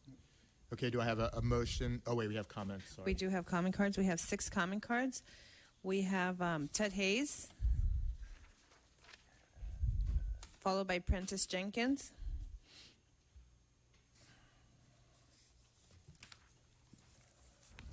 The various police departments in this county were commending the behavior of the public on May Day. There was no semblance of what happened on May in MacArthur Park way back when. And in MacArthur Park, both people were attacked on an unlawful assembly, and they were shot with 3 different kinds of projectiles. I noticed on number 4, you want to limit the use of slugs in shotguns and things of that nature. That's a good idea. Because one woman lost her eye. I don't know what kind of projectile that might have been. But the police randomly fired into crowds. So, under use of force, any attempt to fire tear gas canisters, because you remember there was a guy named Ruben Salazar who was shot by the sheriff who just fired through a open doorway that was covered by a drape, and he was killed by a tear gas canister.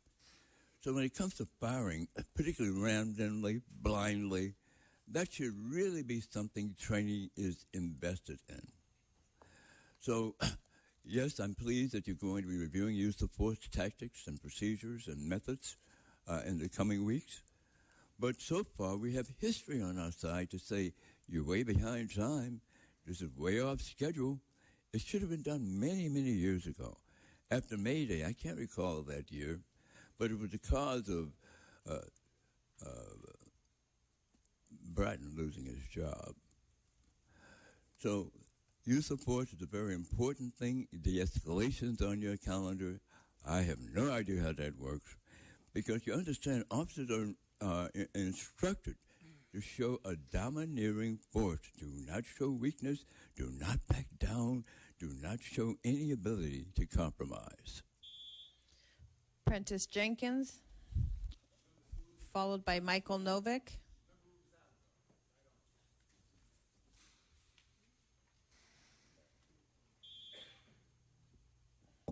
Prentice Jenkins, published the City Life newsletter, activist since 1991.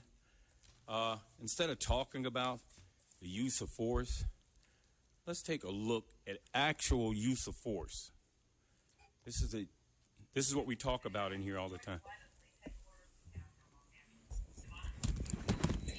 Well, we talked to the LAPD here at headquarters today. They couldn't comment on the video, and it's not even clear whether they've seen the video themselves. Now, the shooting happened back in September, but today is the first time anyone is seeing this video that we know of, and we're going to show it to you now, but not all of it, because it is pretty graphic.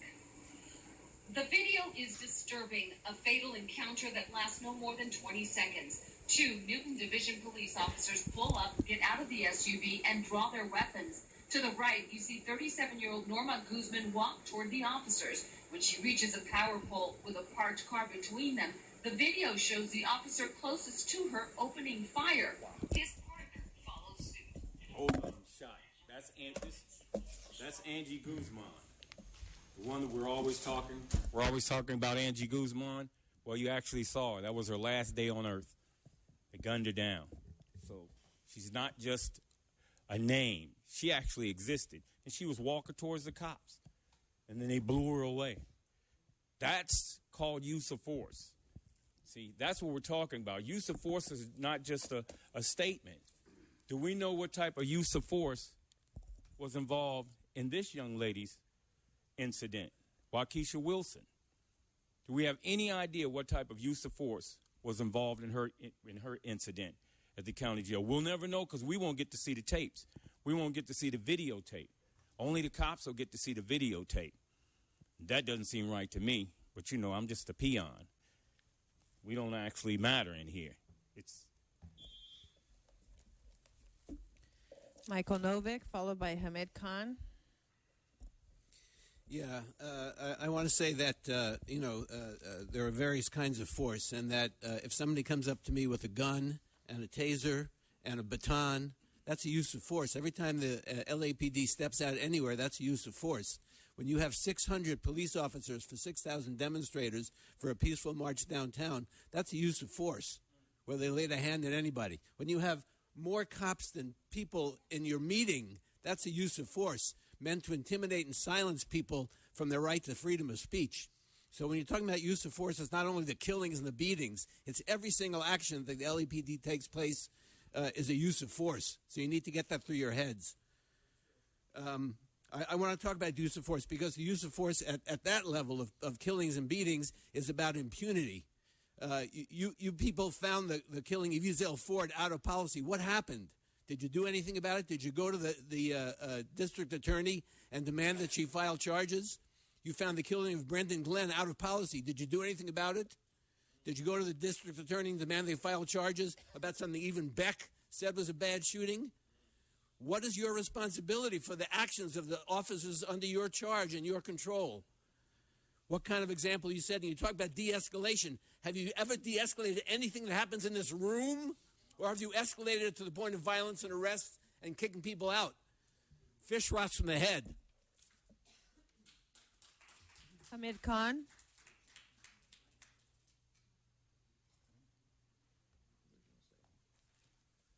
So, did you all meet with any community members for this report? We did, Say not, stakeholders. we did not meet with any with any community members for this report. You didn't meet. So, how can you claim that? Who are the stakeholders in this thing? Because in each one of these things, it says stakeholders, including the city attorney and the police protective league. Stakeholders, Stakeholders. Who The are the police commission, which is a civilian commission, is the representative of the community in these I conversations. wanted. Can you repeat that again, Matt Johnson? Who are the stakeholders? Can you repeat it one more time? Who the stakeholders are? I believe you heard me. No, I think people didn't hear that. He said that the police commission is the stakeholders. The police, these are the shock absorbers of the system, the tools of the mayor, the agents of the system are the stakeholders. This department has a $5 million budget. I'm talking about the Office of the Inspector General, with the staff sitting back there. And they're writing, your credibility is on the line. You are claiming meeting with the stakeholders. Many of you come from nonprofit industrial complexes, don't you? Because I know many of the staff who work at his office. How can you claim with a straight face, these are your careers? This is what they're doing to you. They're going to get your reputation discredited. You may claim it on your resumes, but this report is going to follow you because we will follow you guys. We will let the world know that this is what you call stakeholders. Did you know that since 2011, zero biased report has been sustained? They're telling us we're a community of liars. Did you know that last year LAPD killed the most people in the country, 21? So who was on the receiving end of the use of force? These guys or the people who the rest of the community? So who are the real stakeholders? Don't do this. Don't do this. You guys are in the middle of your careers. Don't do this. They're going to mess you all over. Pete White, followed by Michael Williams. Pete White.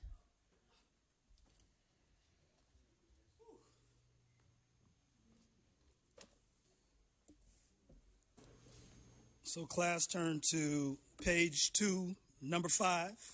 You know we got to school y'all.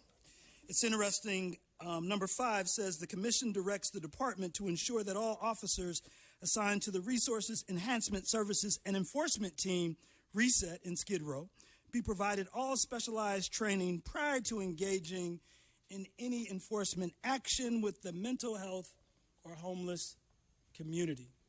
A federal judge just 3 weeks ago, in a case that we're part of, found that, in fact, this department continues, something we know, continues to harm and deprive homeless and poor people of their First and Fourth Amendment rights, right?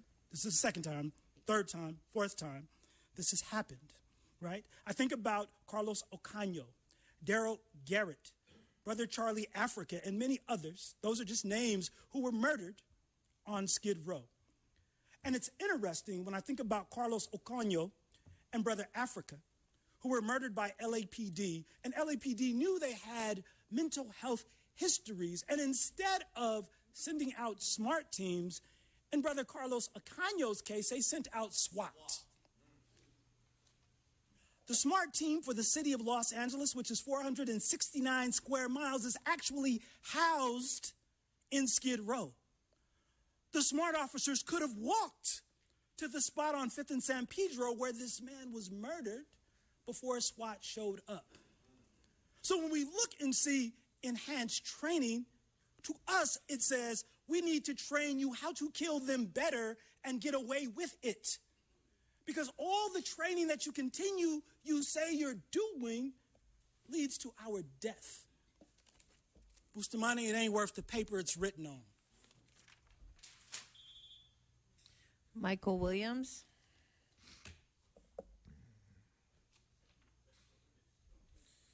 So I have a recommendation to the commission, since you guys shed your disapproval, which means jack shit because you guys don't do anything. So it doesn't mean anything. But I have a recommendation. How about for every officer that is found out of policy, how about you guys fire that officer? How about that be a mandate? Because clearly, as you see, you just said that you represent the community, which is laughing. It's laughable. Because look who's sitting in the front. I see a rep, right? That's who the people that you answer to. That's the people that you respect. Everybody in the community sitting in the back. and you say that you're you represent the community. You say that with a bold face. I mean, it's literally laughable. Like you this whole thing has not been a community-based thing. This community asked for you to do something about Charlie Africa, and you did not. This community asked you to do something about Ezell Ford, and you did not. How are you representing the community? So that's my recommendation, that you put in that in a policy, a new policy change, that every officer that you guys find, give yourself some power. Because right now, you guys, I've said this before, you guys look like powerless idiots. Give yourself some power and make it that you guys, if you find someone out of policy, that officer should be fired. If they kill somebody in the line of duty because they were out of policy, right? Because they didn't follow protocol that you guys supposedly take, I think it's like 2 months training for a police officer, which is like the lowest training for anybody to do anything. Basically, like, again, you're not community based. So put that in a recommendation. I know you won't, but I just thought I'd try. Putting aside the issue of what punishment is appropriate when someone is out of policy, our city charter is very clear that discipline rests with the chief. So it's not within our power to usurp the authority of the city charter. The city charter can be changed by a vote of the public, not by the police commission. The final card, Tight Hayes. Mr. Hayes? You already spoke on this one. Okay, that was the final card on this item, sir. Okay, do I have a motion to approve this item? Mr. President, if I may, do you want this to come back like in 2 weeks or so for an update at some point on the agenda? Yeah, well, I would like regular updates on the progress every 2 weeks. Every 2 weeks, I'd like an update on the progress. So we should re-agendize this very issue every 2 weeks. Very good, sir. Thank you. So we need approval on this item? Yes. Move approval of the item. All in favor? Aye. Any opposed? Thank you. Thank you. We're now on item 4C, Inspector General's report dated April 27, 2016, relative to the comparative review of selected agency policies, investigations, and training on the use of force, OIG interim report. Thank you, Commissioners. Again, at the table in front of you is Special Investigator Alexa Daniels from my office. As the Commissioner requested several months ago, my department, the Office of the Inspector General, to go to various departments throughout the country and examine their use of force policies, training, and investigative models. I had sent teams to three such locations, Dallas, Las Vegas, and San Diego. We still have one other location to go to. I've sent the team. We met with training cadre from each of those departments, their executive teams, also their investigative teams, to determine how they process and investigate a serious use of force, how they deal with issues like de-escalation, and some of the training methods that they use. This report is designed to be an interim report. Obviously, we will do a much more comprehensive one when we've finished up our review with Washington, D.C., which is the last department that we will be looking at. And in that final report, we will have a comparative analysis on all the various categories. But as of right now, this report lays out what some of the significant policy differences are, at least as it comes to de-escalation. It talks about the investigative protocol and some of the training that the departments do, and sets out kind of the general facts. Like I said, this is just an interim report. The other one will include much more analysis, and subject to any questions you may have. Great. Thank you. First of all, thank you for pushing this interim report forward. I know I've put a lot on your plate, and I appreciate you and your staff working double time to come up with this interim report. When can we expect the final report? I believe our next our meeting with Washington, D.C. is later this month. So I would expect that once we have that, we should be able to get something to the commission in, I'd say, mid-June. Mid-June. Great. In terms of the use of force policies, The report indicates that several police departments have de-escalation requirements built into their policies. From what you've been able to examine thus far, are the policies similar? There's some variety in the way they address that, but there's some key language in how they frame that issue.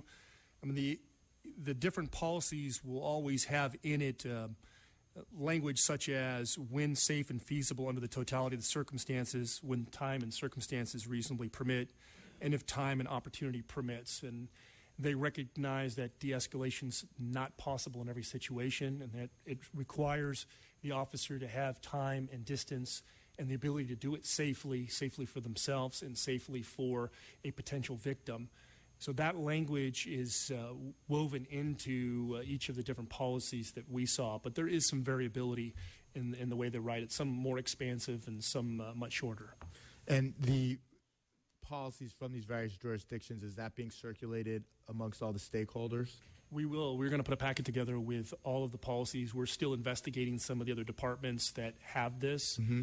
I mean, what we had learned is when we went to Las Vegas and talked with Las Vegas and Dallas, we were not the first ones that had gone there. Several departments around the country have gone there to examine the way that they have approached de-escalation and some of the training, the reality-based training. So we're still trying to get our arms around some of that. We're going to put together a complete package of all the different policies that are out there, including some of the pre-2009 policy language that the department had, and we will put a packet together and present that to the stakeholders. I will give, of course, you and the commissioners an advance copy of that so that you know the exact language that is being contemplated. That'd be great. I would definitely like to, and I'm sure Commissioner Saltzman also would like to see, when you put that packet together, to see that language as well. Yes, sir. So I know a number of jurisdictions have had de-escalation built into their policies for several years. Is there any evidence that shows that it has either decreased use of force or caused a decrease in safety to officers, more officer injuries?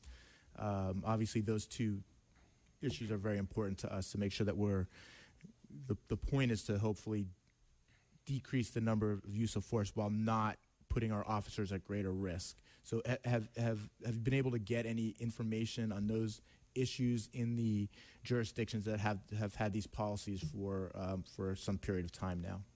Well, specifically, we met with and talked with the executive teams for Las Vegas and Dallas. They have noticed a decrease in some of the types of uses of force, specifically involving mental health and some of the issues with edged weapons and the way that they've approached some of these situations. They've also not seen, we have not been able to find any evidence that it has led to any increase into officer safety issues. In fact, the executive teams that we've talked to have been very happy with the changes and very supportive of them. Great. In terms of the investigations, I know the way we do it, I know is held up as the standard around the country. I would be curious. I know this is something that obviously you're looking into as well. It would be great to have a grid that compares what we're doing to what other jurisdictions are doing in the final report. Obviously, how the investigations are conducted, resources, etc., as well as the other policies around it, like mandatory leave, required training. If there's any formalized process of evaluating the circumstances for lessons learned, it would be great to have a comparison of how we do it here at the LAPD, which I know is considered best in class compared to other jurisdictions. So if we could have that as a part of the final report, I'd appreciate it. And then in terms of the use of force training, it appears that both Dallas and Las Vegas have pretty extensive training that incorporates reality-based training. Can you explain their policy? Can you go into a little bit of detail about their training protocols? And specifically for de-escalation, Las Vegas Metropolitan Police Department does a minimum of 4 hours of de-escalation training a year.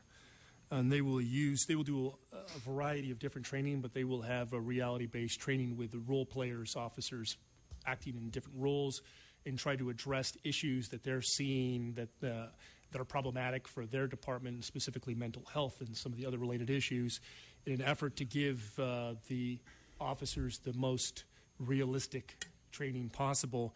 And Dallas does something very similar to that. They have 8 hours of reality-based training for each year, for the officers for each year. And this contains different scenarios, and most of them have a de-escalation component where the role player will adapt to the officer's commands in an effort to try to reinforce things or to deal with the officer safety issues. And I believe it's Dallas, too, that will send its sergeant with all of the supervisees to do some of this reality-based training as a unit, so that when they work together in the field, they at least have that muscle memory. It would be great to also have a grid comparing that to what we do as well. The required amount of time for training, both academy and in service, and also looking at that the training in different categories, the reality-based training that you just described, which can be dynamic because you're dealing with actual people who will react to how the officer is reacting to them, versus FOSS training, versus classroom training or online training. So if we could break it up into different categories, that would be great. And I'm happy to talk to you more about what I'm looking for offline. Yes, sir. And then the last question I have is regarding the less than lethal tools, particularly the extended range beanbag, the 40 millimeter launchers. Chief Moore, I know we're testing that system right now. Is that correct? I have, good morning, Commissioner President. I have Deputy Chief Murphy here who can briefly describe our efforts that are ongoing relative to evaluating 40 millimeter launchers or other less lethal devices. Bill, if you'd step up. Thanks. Morning. Good morning, Deputy Chief Bill Murphy, head of Police Sciences and Training Bureau. Yeah, to answer your question, we do. We actually have a 40 millimeter pilot program. We send it to PPD, which is they do the research. That's the first step. If we've been here before on protocols for testing and evaluation. They've approved it. We had to send all of the people to post-certified training. They have their own less lethal school. We have done that. So we have picked in this report what divisions are going to get it. We're picking the officers. We should have that training conducted by DP7. We're almost at the end of DP5, so you're looking at about 4 or 5 weeks. And we'll start to roll that out. Great. And this is, Chief Murphy, if you can explain, this is an expansion of that system to patrol officers. Yes. Right now, Metropolitan Division officers have the ability to use an impact device, a 40 millimeter. We've had success. All of you have been involved in officer-involved shootings and uses of force, so you're probably aware of that. We just want to take that to the patrol level. That's what Dallas is doing. When I went to the SHOT Show, they actually have this whole in-depth training program for 40 millimeters. It gives them another option out in the field. We want to do that same thing. We want to test it first before we go to everybody. Mm-hmm. But we feel confident that our officers have the ability to use it appropriately, and we're excited about it. We're excited about that. We're also going to hotter gas. The OC gas that we have is we can get into really big details or technicalities, but we can go a little bit hotter so the impact of the actual gas may be more effective. We're testing that too. Excellent. When is there's a separate report that we're doing on less than lethal tools. When is that? Do you have a sense of when that will be available? We have met with the department, specifically use of force, and also Assistant Chief Villegas on the less than lethal issue. And the department's indicated that they want to work with us on that report and come up with some joint recommendations that we can present to you. So we have decided with the commission's permission to actually work with them and probably put something out jointly, because I know the department is already trying to field the beanbag shotguns and find a way Great. to have that out there. And I think some of the issues that they are dealing with, we are too. So it may make sense to sit down and work through some of these issues and provide you one report with both perspectives.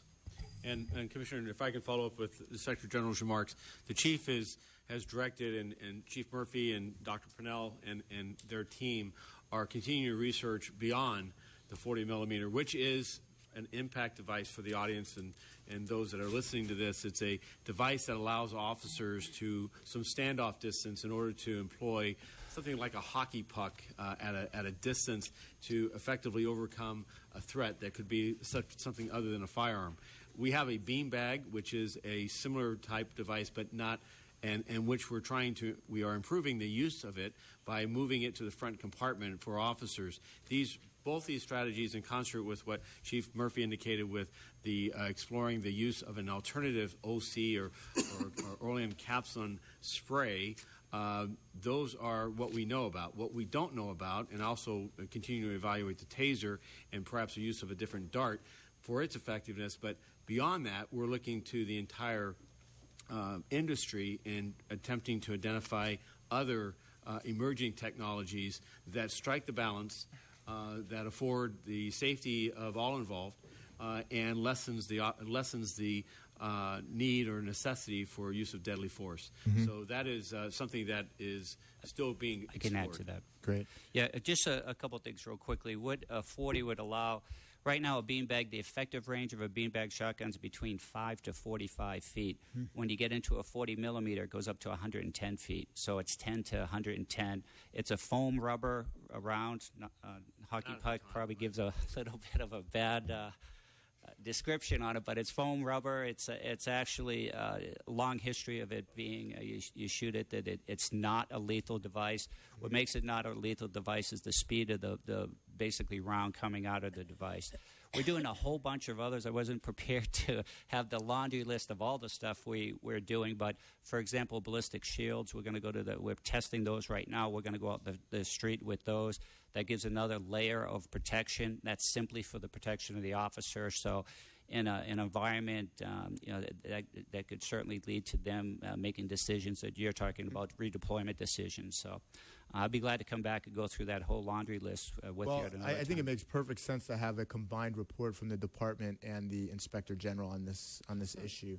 Is that something we need to revise, or would we need a new motion to have it be a combined report, or is that just something you can just do? You asked me to do a report. I think the fact that that I'm going to work with the department, I don't think changes anything. It'll still be the same report that you'd asked for on less than lethal. Do any of my fellow commissioners have an issue with that? No, I think it's good. Yeah, it would be great if you could collaborate on that, so we're not duplicating efforts. Okay. Definitely make that happen, sir. Any other questions, comments? Do you want to go first? Go ahead. Oh, you can. I read it. I think you've got a great start. I do have a couple of questions because I think that it's important that the final product give us a better picture of how the policies identified in your report fit into a system of accountability and whether they actually have any useful elements that we can incorporate. So I've got 4 thoughts, ideas. I think that the Commission President covered a couple of them, but I'll repeat them. But because I didn't find that the report, the way it is now, indicates how these policies are applied, adjudicated, or enforced. And a policy by itself doesn't tell us much if we don't know how it fits in their entire system, because we have a pretty unique system. Because we make separate findings on tactics, drawing, and exhibiting of a firearm and use of force. Question 1 is, how do the departments in the report adjudicate their use of force and apply these policies? Do they separately adjudicate tactics like we do? I think some of this stuff can be in the grid, maybe. Number 2, what options do they have when an officer is found to violate a provision of their policies or training directives? Number 3, their stats on the number of use of forces and findings on whether they are consistent with their policies. And number 4, I think as Commission President said, have they seen any changes in their use of force when these policies were put into place? I think the answers to these questions as a part of what you've started will give a really complete and valuable document to us, especially including the department in those discussions. That's my comments. We will definitely incorporate those suggestions along with the other comments made by other commissioners. Good, thank you. I just had a question about on the, I guess, the first page under use of force policies. You talk about the different agencies that you're looking at, and I guess I'd like you to help me understand a little better what you are or are not doing with the LA Sheriff's Department in Seattle. When we were first trying to examine what departments to go through, we would look at one of the criteria was looking at departments that have undergone changes recently in the use of force area. And as we already had picked locations to go, we were continuing our investigation to try to figure out how many different departments have tried to deal with this de-escalation language and how they framed it. And all that intro paragraph was meant to do is to suggest that there are other departments out there that have the de-escalation language, to let you know that although we've picked a few, it's not, these are not the only ones that are that have used such language of last resort or de-escalation or other things to try to diffuse potentially lethal situations. We put a footnote of Seattle because we thought that was informative, even though we didn't go there.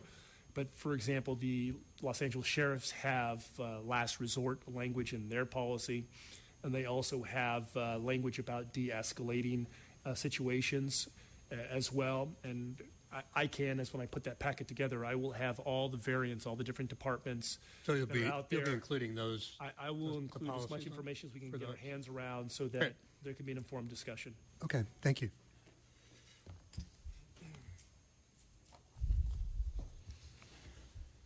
Any other questions or comments? We do have 7 comment cards. Let's call the cards, please. Prentice Jenkins, followed by Michael Novik and TJ Tarjamo.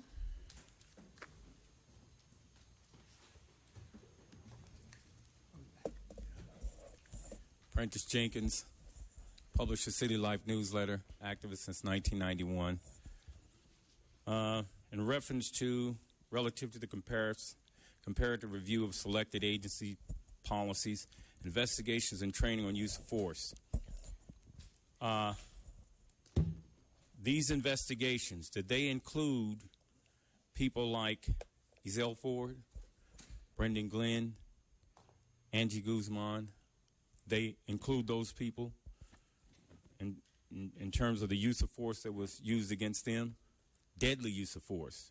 There's use of force and then there's deadly use of force. Use of force, you just end up in county jail. Deadly use of force, you end up in the cemetery. And that's where all these folks are. Angie Guzman, Charlie Africa, because of the use of force. Now, the people training your officers in the use of force, how mentally sound are they? Anyone know? Does anyone know how mentally sound the people who are training your officers are? Because we know a lot of your officers suffer from post-traumatic stress disorder. So if you got someone suffering from post-traumatic stress disorder and he's training your officers, you know, that sort of cop will do some damage. I know. I heard one of your cops out here last week walk in here, detective. He walked in here and saw a female detective, and they exchanged pleasantries. Hey, how you doing? She said, yeah, how's it going?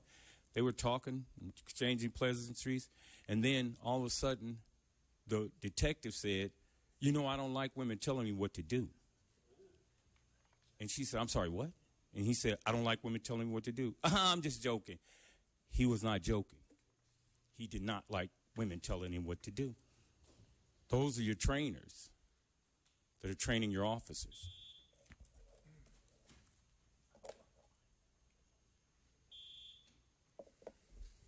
I want to point out a few things. Michael Novik, White People for Black Lives. The LA Sheriff's Department a couple of years ago got in one of those technology transfers from the Defense Department a virtual reality training equipment to deal with shootings. And The specific design of that piece of equipment in the military was to get people to shoot. They're trying to overcome the resistance of their soldiers in the field, even when under fire, to actually fire their own weapons. And the virtual reality trainer was designed to overcome that hesitance on the part of GIs to actually fire their weapons. The Sheriff's Department claimed they were using it to reduce the use of weapons by the department. So training is sometimes very pointless, or it has a real point. A lot of this equipment you're talking about, this another chief, I don't know how many chiefs you have, said how excited he is about this piece of equipment, you know, boys and their toys. But every one of those things that you talk about, tasers, you know, have been, they're not less than lethal. They're just less lethal. People have been killed by tasers. People have been killed by batons. People have been killed by so-called rubber bullets. I want to refer to the fact that in your previous report, you could not even get your own Inspector General to schedule a meeting that you would ask him to do to improve and correct the report. So I think that any of these policies are not worth the paper they're printed on if you can't even get your own staff to do what they're supposed to do, let alone the department. And so I would say that you might want to, once you have the reports printed up, you could stack them in the bathroom to use in case the toilet seat covers or the toilet paper runs out.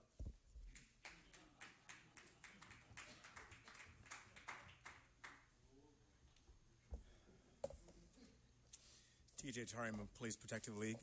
Dear members of Police Commission, I'm here on behalf of the Los Angeles Police Protective League to formalize our position following the last meeting regarding the use of force policy and possible changes in training with the stakeholders as led by the Office of Inspector General. At that meeting, it was communicated by independent counsel for the League, Gary Ingemanson, that we're looking forward to responses to our Public Information Act requests and having them reviewed by our independent consultant, retired Commander Rick Webb. Following our thorough review, that will enable us to engage in a serious dialogue with respect to the use of force policy and training. Our expectation is that no changes in the use of force policy will occur until such time as the Department and the League have completed the meet and confer process regarding the impact on the wages, hours, working conditions of employees within our bargaining unit, including completion of impasse if applicable, as required by the Myers-Milius-Brown Act, California Government Code 3500 et sec. This expectation was articulated and acknowledged by all parties at the aforementioned stakeholders meeting. We will await direction as to when the next meeting of the stakeholders will take place. Thank you. Thank you. Thank you, sir. Okay, the next speaker, Ted Hayes, followed by Walt Fears.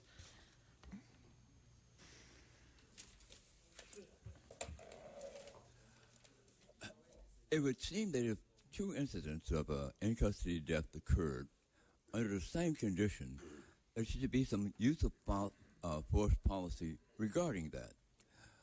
A black man, overweight, was hogtied. What that means is he was handcuffed, his legs were shackled, and brought up behind his back and tied with his hands. He died.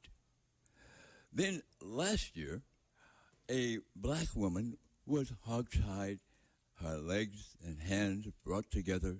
She died. Now, I don't know whether the coroner can say hog-tying causes death, but you had two incidences where death was occurring with hog-tying. I see nothing about that method being disapproved of. Now, hog-tying usually takes place when the suspect might be kicking, but shackling the legs should be sufficient, and pulling the legs up behind the back almost to the point where both legs and hands touch are not necessary. Now, another element that use of force is important on. This is a picture of what happened 2 weeks ago. A young lady had a hammerlock put on her. And why? Because she was using a camera to video the proceedings and the exit from the building. The Brown Act allows you to make recordings. But they wanted to stop her from recording, and they decided to take her camera from her. She didn't want to relinquish it, so they put the hammerlock on her and took the camera. Now, the hammerlock causes extreme pain. That's what I call, and any sensible person would call, torture. So you've got to have some regulations prohibiting torturing people. Walt Fears, followed by Hamid Khan and Wayne from Encino. I want to address this specifically to Mr. Bustamante. Years ago, when you first came here, you did a couple of community meetings with us because we were concerned with this idea of use of force. And in that meeting back some years ago, you told us that the ideology behind the use of force is under the pretext of a fear of life. And that was 2009. So again, I'm going to ask you the same question that I asked you then. How is it possible that an officer who is carrying a weapon, a baton, a taser, cuffs, how is that possible, a fear of his life for an unarmed suspect? How could that officer, how? I'm asking you, how could you be fear of your life if I'm standing 50 feet away from you, unarmed? How? You have all the weapons. I have nothing. Your language that you're using here, your when safe is feasible. To who? The officer or me? I'm the one getting shot and killed. Not this guy, not that guy. Me, people who look like me. So you still have to work on this report because it's not addressing any of the things that we brought to you back in 2009 when you came to our community to ask us. So I would ask that the board, you've already made your vote. I mean, it shouldn't be approved because it does not recognize, it does not give us the definition of what we deem as a use of force to our community. Thank you for your time. Hamid Khan.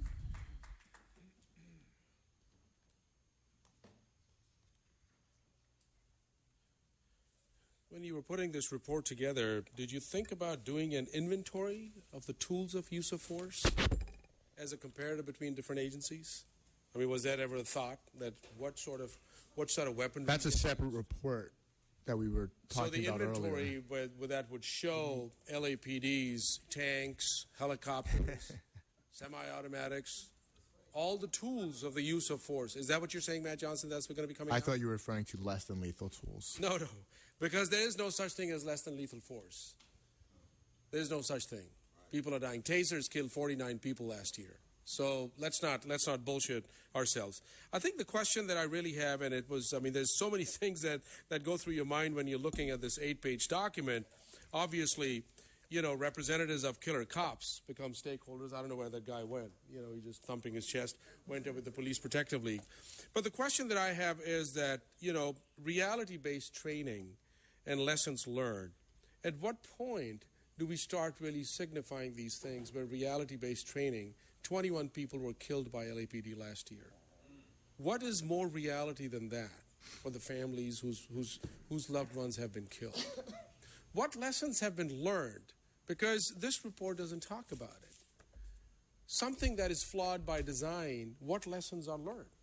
Something that started as slave catchers, which is rooted in oppression, which is rooted in catching slaves, which is rooted in operationalizing and enforcing segregation laws. So something that is flawed by design, how do you begin to start doing this comparative? That's really the question that we have. You talk about reality-based training.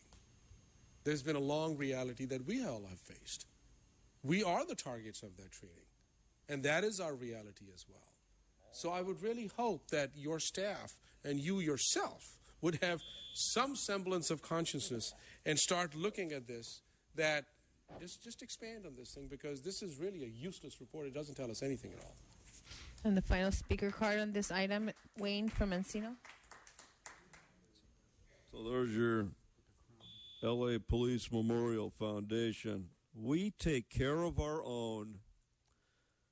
That's your real motto. No, not to protect, to serve, no. We take care of our own. That's the LAPD's true model. And I thank you for putting that out there today, because that's all you're doing. You're just protecting your own. Now, you talk about dead cops in the field. Well, every time you're out there and every suspect knows that you're going to use deadly force, what do you think's going to happen?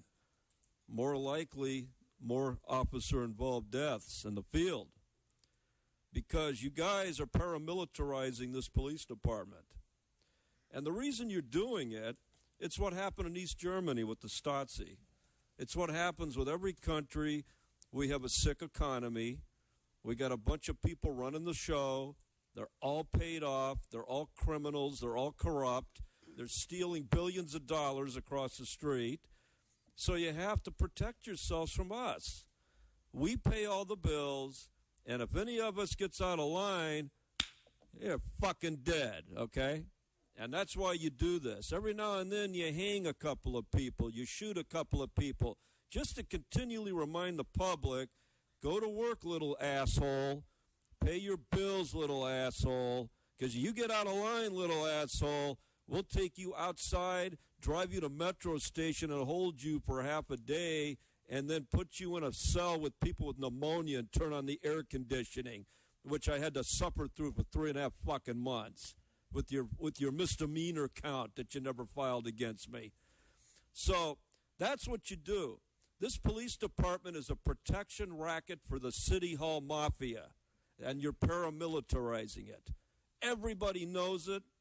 Everybody knows that you're full of shit with every report you file. And there are no other comment cards on this item, sir? Do I have a motion to approve the Inspector General's report? Move approval of the item. Second. All in favor? Any opposed? Thank you. Okay, we're now on item 4D, Department's report dated April 27, 2016, relative to the vehicle pursuit audit, AD number 14-069.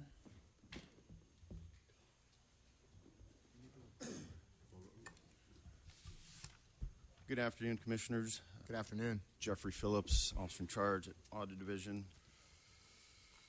John Peters, Office of Operations. And Dave Ferry, Emergency Operations. Commissioners, before you have the vehicle pursuit audit that was conducted. We present that in the last audit that was conducted, there were 3 recommendations. Those recommendations are currently pending. I'm sorry. When was the last audit? 2012, fiscal year 2012, 2013. So help me understand. Those recommendations are still pending?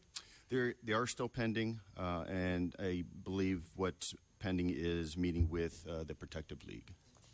Any explanation about the delay or projection about whether it's ever going to happen? Good morning, Commissioner. Yeah, I don't have the specifics other than to say that there have been a series of ongoing meetings with subject matter experts. There's been drafts that have been prepared by PPD of the new policy. And then I know for a fact that the meet and confer meeting is scheduled for this month in terms of moving forward. So that's what I do know. Okay, I appreciate it. I think it goes without saying we're approaching 3 years, and that seems like a very long time to implement the proposals. So, understood. Thank you. The audit contained 10 objectives, and of those 10 objectives, overwhelmingly the department did well. There's 4 overarching areas that we looked at: pursuit procedures, administrative review process, vehicle intervention techniques, and out-of-policy vehicle pursuits. Do you mind if I interrupt? No.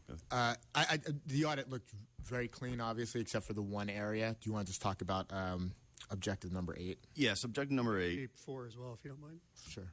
I'm sorry? 4 and 8. Let's just talk about number 4 and number 8. Certainly. With in regard to objective number 4, it's we were looking at the additional units in vehicle pursuit, and the policy. When these vehicle pursuits are adjudicated, they do look at whether there was additional units that joined in the pursuit, and whether there's those additional units were necessary. And so in our findings, we did see that there were findings where in that adjudication process, there were additional units, and they were directed to training, and they weren't identified in the administrative review process. So, from the department's perspective, do we have a sense of how we're responding to that or improving that? What I know, Commissioner, is on those 5 that were identified during the review process. They were identified as out of policy pursuits. There was a determination to provide some extensive training to the officers that were involved, and those were the discrepancies in that objective. So on the first 2 bullets, it says that the officers went to training. The 3rd, 4th, and 5th doesn't say that, but we can assume that did happen, or That's my understanding. would you just check on that, please? Absolutely. And make sure. And this was an important area of concern in the first place. Right. And 83% is probably an improvement, but it's not where we need to be. So Exactly. And as you've identified, the sample for this particular audit is 2013, so it is old. And talking with Lieutenant Ferry, who oversees the Pursuit Review Unit, the current numbers are substantially better, and we're improving in that area. Great. Thank you. I appreciate it.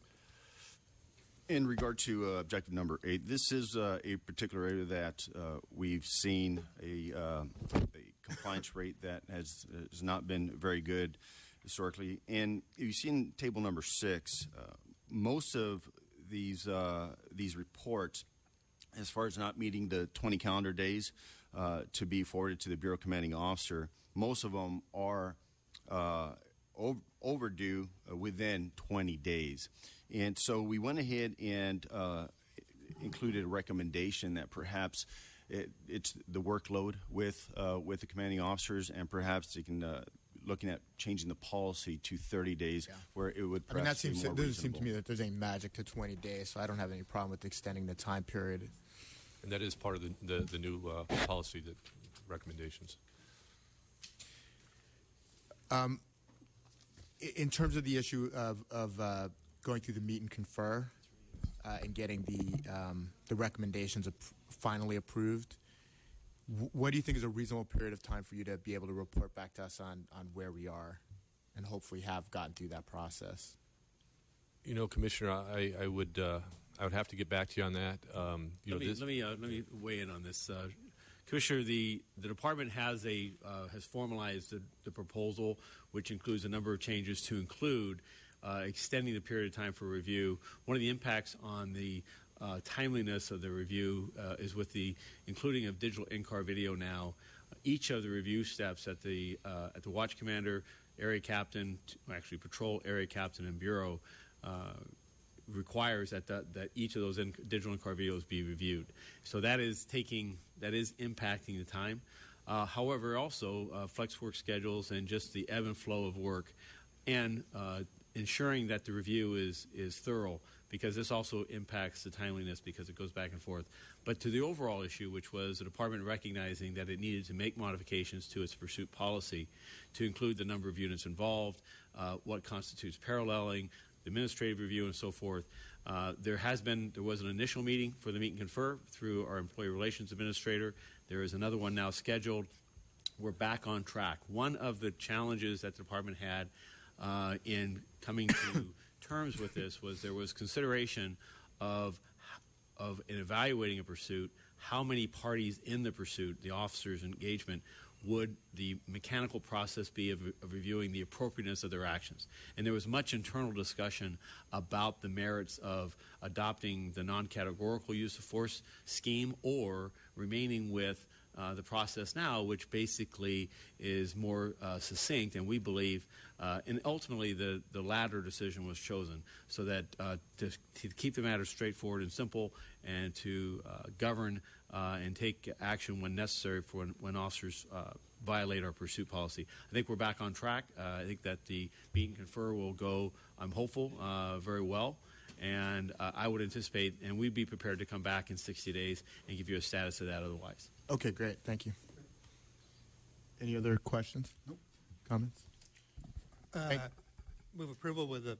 We do have do we have any That's right. comments? I'm sorry. We do have 3 comment cards. We have Wayne from Encino, Ted Hayes, and Michael Williams.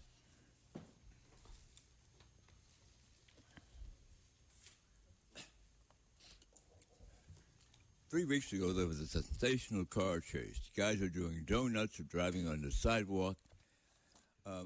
Mr. Johnson, when's the movie going to be made? Anyway, the thing is, pit maneuvers. Are all officers trained to do the pit maneuver? Because it can be very dangerous.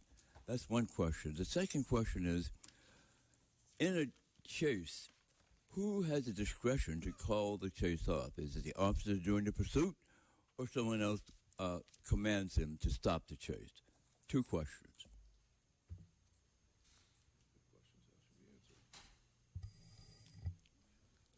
I mean, we generally don't respond to the questions. However, for the sake of simplicity, each officer involved in a pursuit is responsible for evaluating, continuing the pursuit, as well as a supervisor assigned to the pursuit as the incident commander. They have the authority to continue or discontinue.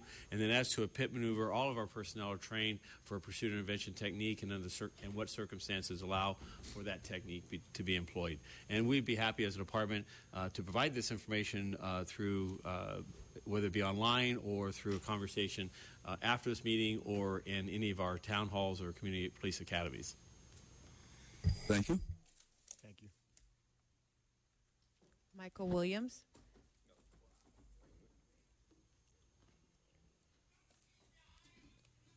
Yeah, I think Buford T. Justice said it so well in these officer chases.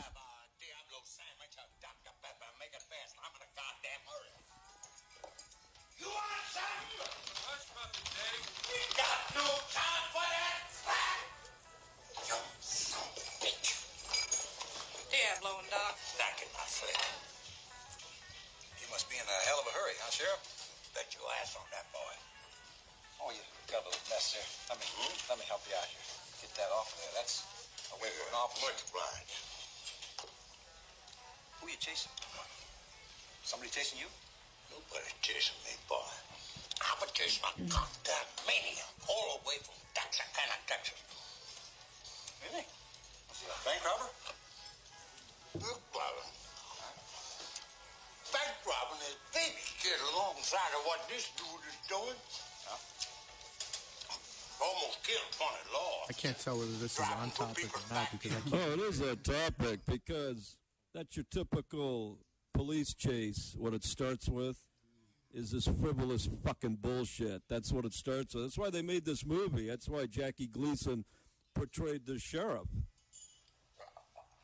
To show you how fucking stupid this is. When they start these high-speed chases, usually it's some guy, you have a broken tail light, it turns into a 6-county chase. And I watch your cops all the time driving on the streets. They're driving like it's a demolition derby out there through red lights and everything. So on the top of the report, item 1 should be, item 1, slow the fuck down. That should be item 1.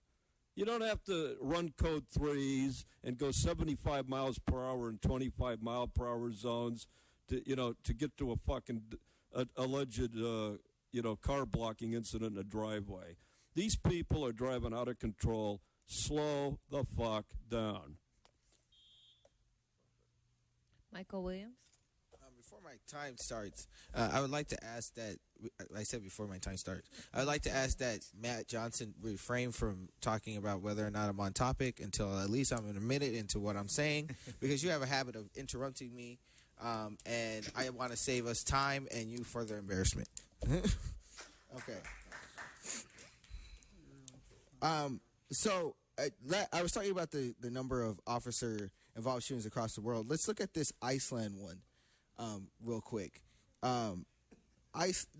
Again, in the history of Iceland, their police force has only killed one person. Think about that. In the entire history of Iceland's police force, they've only killed one person compared to our 1,000 in 1 year. That's not on topic. I said wait because I don't because you don't know where I'm going with this. That's not the way it works. You don't know where I'm going with this, so that's why That's why I asked you not to interrupt me, because you don't know where I'm going with this. You don't know what I'm going to say. You don't know where I'm leading up. So just listen. Then you have a problem with that. You have a problem with listening to people. What I was going to bring up is, never mind, because I don't have the time. Because you just wasted my goddamn time. I don't have the time to explain this to you. The policy, what I was trying to explain is that there's the policies that you guys have, the tactics that you guys have, lead to officers killing people. If you look at other tactics in other places, as I was going to explain, but I don't have time to explain it, you would see that their tactics lead to people getting out alive. Your tactics leads to perpetuating emotions, infuriating people, pushing people to feel threatened by your officers, making your officers in turn feel threatened by people, and then you start things like police chases, you start things like officer-involved shootings, you start things like police brutality, beatings, and things like that because of the way your officers approach, the way your officers speak to people, and the way your officers do things. Your tactics are what's wrong. There are no other comment cards on this item. Part of the information that we're gathering with all these reports is looking at how other jurisdictions, not just the United States, but around the world, are doing things, the tools they use. One of the benefits of having body cameras is that you'll be able to hear and see the behavior of people on both sides of the camera.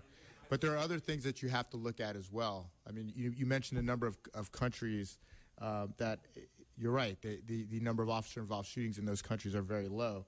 The number of guns in those countries are also extremely low. It's almost impossible to get a gun in almost all of those countries. So what those officers are faced with on a day-to-day basis is far different than what our officers are faced with. So you can't look at these things in a vacuum. We're trying to look at every factor and try to create and put into place the policies that are best serve what the realities of the situation that our officers are faced with every day here in Los Angeles. Were there any other comments on this matter? We have no other comment cards, sir. Do I have a motion to approve Move this? approval with the understanding we'll get a report back in 60 days. Do I have a second? Second. All in favor? Aye. Any opposed? Thank you. Okay, we're now on item number 5, public comment period. We do have 18 comment cards. Thank sir. you. We do have 18 comment cards. Do you want to? Well, how many? Let's see how many people are here. We have Prentice Jenkins. If you're here, please just stand up so I can count how many people are here. Eda Hindra. Juan Rodriguez. Mariela Saba. Eddie H. Oscar. Michael Novick. Wayne Fermencino. Michael Williams, Nia Amina Minor, Paula Minor. Can we have their time? No. Marcus Warrior, Crystal Warrior, Jamie Garcia. Okay, that's good. We can give people their full 2 minutes because there are a lot of people who are not here. We'll start with Prentice Jenkins. Okay, Prentice Jenkins, City Life newsletter, activist since 1991. Let's take a quick look, go down memory lane here.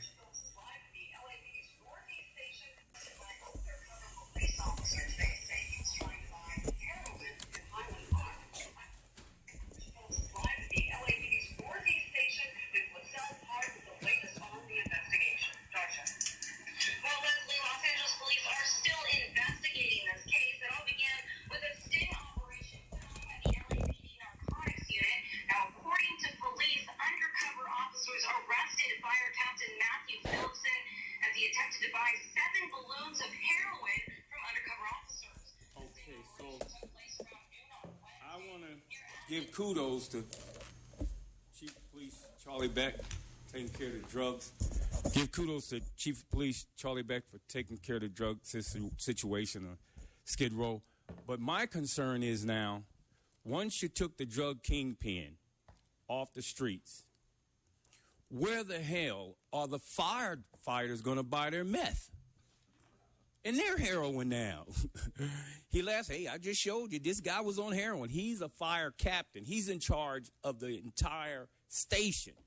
He bought 7 balls of heroin, which means he was taking it back to the other ones. So where are all these guys going to buy their meth and their heroin now that you took that kingpin off? Remember, it's not just people on Skid Row.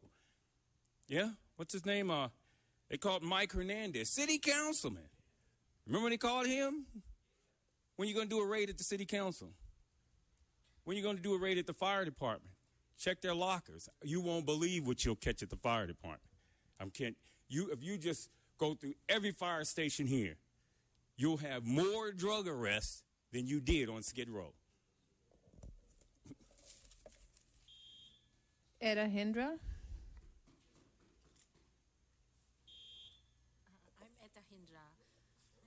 I request to the Board of Police Commissioner, maybe you can help me, because I asked to the Real Estate Fraud Division. They reject me because they say it's a civil matter. My problem is my house. I built addition in the backyard, 2-story building. I got inheritance from my parents, and my parents passed away. The front house is a 3-bedroom. So Deutsche Bank, Morgan Stanley, wants to take my home because I built the addition. And they paid the property tax already, so I filed bankruptcy. But I filed bankruptcy at 6 o'clock. At 10:30, the title already referred back to the beneficiary, Deutsche Bank. So I talked with the real estate department. They do not want to help me. I thought it's a fraud because the construction in the backyard is not finished, but it shows a finish, and they pay the property tax. So I just need help. They refuse me to get help, to help me. Okay, Miss, if you would, Lieutenant Chris Waters in the back can take your name and information, and with our chief of Thank you. staff, we can look into and verify that the proper steps were taken. Thank you. Next, please. Juan Rodriguez.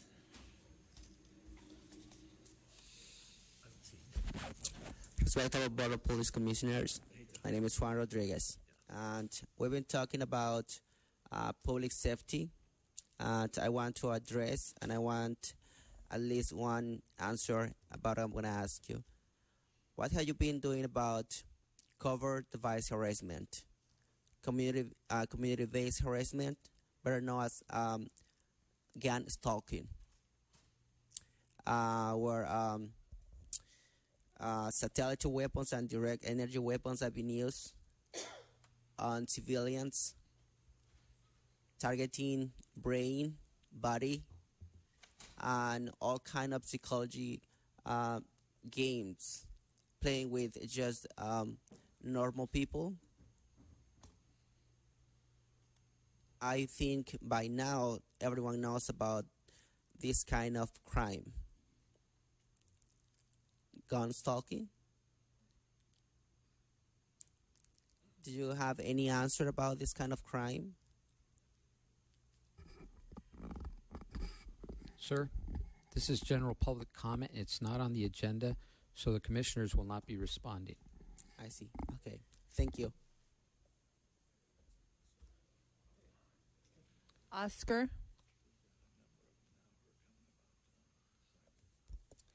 Hi, I heard Matt Johnson talking about how great of a job you guys are doing with the reform on use of force and putting the body cameras in on all the officers. But, you know, we have cameras now like the one that filmed Waukesha Wilson's death, and we've been waiting for over 30 days now to see that video. And if it was a suicide, then why would you need to wait that long to see the video? And the dirty work that you guys are doing like that to hide stuff from dirty cops is taking away from the good work that these cops are doing, and it's putting them in unnecessary danger and us in unnecessary danger because you guys are making it worse. That tension between us is making it so much worse when we can't even trust the people that are leading that group. So Matt Johnson is not a good leader of that group if he can't answer our question about what happened to Waukesha Wilson. And neither are you guys. You guys can't answer it in over a month. We've been waiting for that. And he thinks all the little things that he's doing, you know, you guys passed a little article, whatever, everybody just says yes. It'd be pretty much the same thing if nobody was here, if you guys just didn't show up and we put dummies up there that just said yes for every article that came through. We're not getting answers to the important questions that we need. It's like I'm a chemist, so I can set up all my little samples, do everything right, all the easy work right. If I blow up the lab at the end of the day, I didn't do my work. And that's what you guys are doing. You guys are blowing this up, and you guys are making us so angry, and then you wonder why people won't let you go through your meeting without you having the quiet and peace to not be interrupted when there's mourning people out here that we're standing up for, and you can't give them answers about their child's death.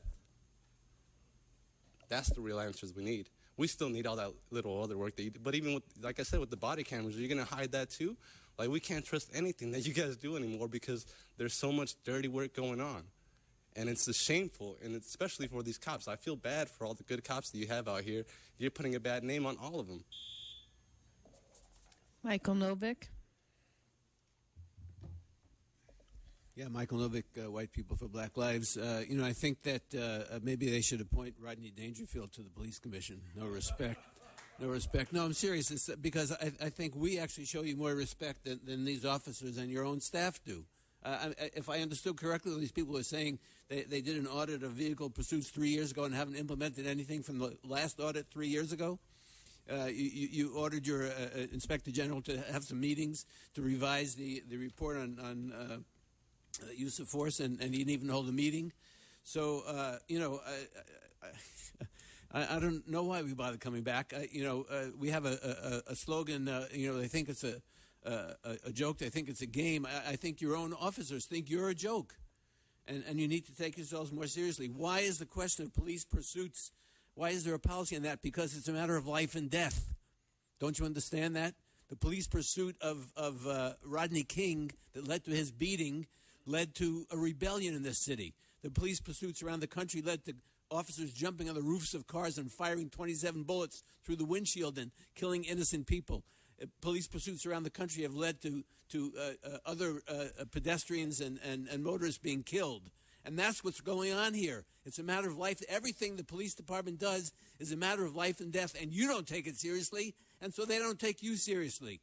This brother here pointed out to you that there are countries around the world that have killed fewer people in the LAPD, the entire law enforcement of Canada. So if you're going to do a review of other departments, don't go to Las Vegas. Obviously, every police department in the United States wants to go to Las Vegas to investigate their policies. Come on. That's a joke. Go to Iceland. Go to Canada. Why did the entire country of Canada kill fewer people in the city of Los Angeles Police Department? Why did we have 7 killings already this year in 4 months? Another 21 people killed. Next. Wayne from Encino. And then how many are after that? We have 6. I got the closed session item, Steve, after this shit. Well, Sandra Figueroa Villa, she actually is alive. I thought she was a stuffed mannequin over there in the corner. She spoke. Replay the tape, she spoke. And Kathleen Kim doesn't even show up to meetings. She doesn't even have a placard. So we have these 2 disinterested women on this commission and the 3 alpha male murderers on this side. So why don't we just have a 3-member commission? Put Steve back as president, put Matt back as the assistant Uncle Tom, and put Saltzman in as the assistant pro tem Tom. And then you can just have the 3 of you vote and ask all the fucking questions. Because these women here, they're Kim and Figueroa Villa, they're just dead fucking weight on the end of the table. They're a waste of fucking time. Did you hear a question? When are you going to have the report? You know, you're never going to have the fucking report there, Sandra. They're not going to tell you shit. The only person was that Dolly Madison lady that was here, she started asking good questions. The black woman, remember the black woman who was here? She started fucking demanding answers. And you know what Garcetti said? Get the fuck out of my house. Stop asking these truthful questions. They don't want you to answer questions. So please, let's just have the 3 alpha males over here, and we get rid of this dead weight at the fucking end. We don't need it. Just have a 3-member tribunal. And put Steve back as president, because I love it when Steve goes, You're out, you're out, you're out, you're out, you're out, you're out, you're out, you're out. I fucking love it. It's my favorite show. Michael Williams.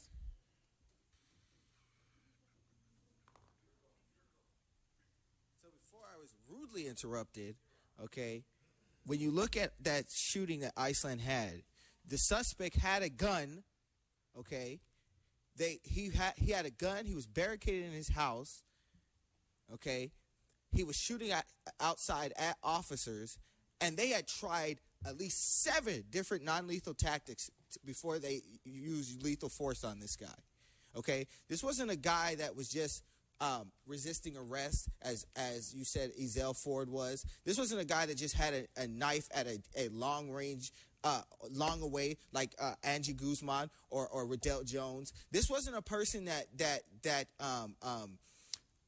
was in police custody like Waukesha Wilson. This was a person who was shooting at officers, and they still tried 7 different tactics, non-lethal tactics, before they went lethal. Your officers are trained to shoot first, ask questions later. That's what your officers are trained to do. They're not trained to use 7 different tactics to try to de-escalate the system before they pick out their guns. I saw several people when Akili was here, when other people were disrupting, reach immediately when they disrupt, immediately reach for their guns. Immediately. You're wrong, Matt Johnson, because 1 out of 3 of those 1,000 people that were killed here in the United States were unarmed. So it's not a gun problem. It's not a gun problem. It's an officers who don't respect people's lives problem.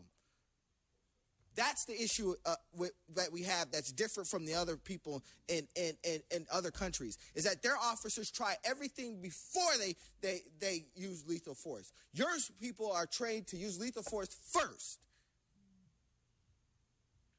That's the problem. And if you hadn't interrupted me and hadn't been disrespectful and hadn't tried to stifle people's voice, I would have been able. You can hide, nobody can see you. I mean, I don't know, man, but they're setting everybody up. You setting the police up, because when the shit hit the fan, everybody going after the damn police, and the police ain't the damn enemy. But they using these dudes to block the way and all this bullshit, and y'all know what's going on, man. You can sit here and look stupid and all this bullshit. Ever since I came up here with this, my electronics has been fucking up. My grandmother's fucking house is broken into. Fucking helicopter flying every fucking where. We like, damn, what's going on?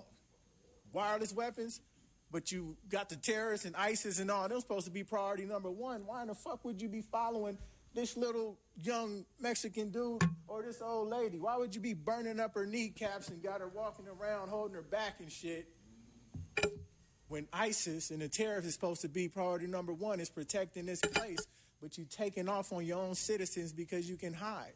And you got a smile on your face, but it ain't funny when you fucking with people's lives, man. You know? You got to deal with this shit, but we out here, man, the targets. We fucking targets. We getting burnt up, shot up, no weaponry, no nothing. It's a coward's game, man. And I mean, same shit make you laugh, make you cry, you know. And we going to keep coming up here, and we realize you ran everybody out the court before we come up here with this real shit. Because this is real shit right here. Wireless weapons is priority number 1. My gun ain't going to work when the war crack off. My car going to shut down when the war crack off. All the fucking power going to go off. We already see the big picture. And you setting yourself up, too, along with everybody else and the fucking kids. Congratulations. Crystal Warrior. So all morning you guys have been talking about de-escalating and things that you can do to not shoot and kill as your first move. or first attack on the people that you're going out here trying to protect. But you have wireless technology, patent frequencies that are with the U.S. patent that are out here sitting on everybody's head, escalating the violence, escalating the rape, escalating the child abuse and things like that. And then you come out with your guns drawn saying, sit down, what is it that you're doing and why are you acting this way when the people that it ain't us that you represent, but the people that you work for are using this technology to give your officers a job, to give your officers people to shoot and kill. You guys are acting like the streets are your new Wii game, and you're just sitting out here using us as target practice behind allowing your very government to escalate all of the problems that are going on in our country. It's not natural for mothers to kill their children. It's not natural for mothers and fathers to put their babies in microwaves and to just do all of these crazy, heinous things, to go out and kill 7, 8 people of a whole family, and little kids are involved in the death behind somebody who's having a bad day. Obviously, there's something much more going on, and you guys are not doing anything to help the problem. We have, like I told you last time, we're with Humanity Warriors. You can look us up.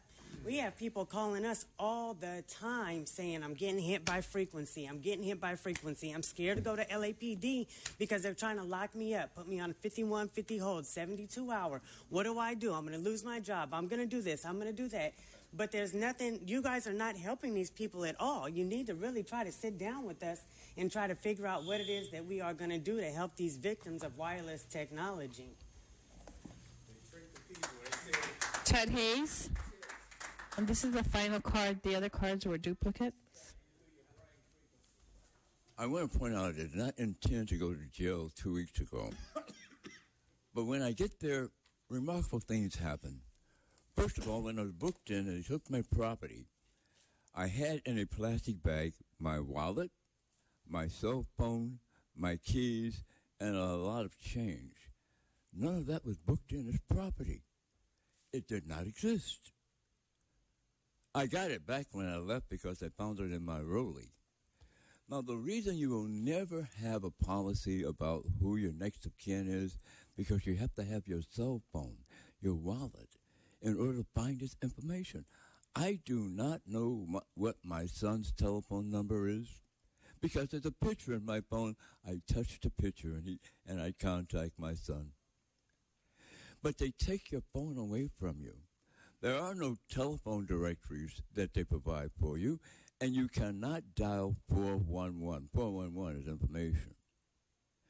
So although the sign is supposed to say you can call 3 persons, a lawyer, family member, friend, and a bondsman, if you don't have the number, you can't do that.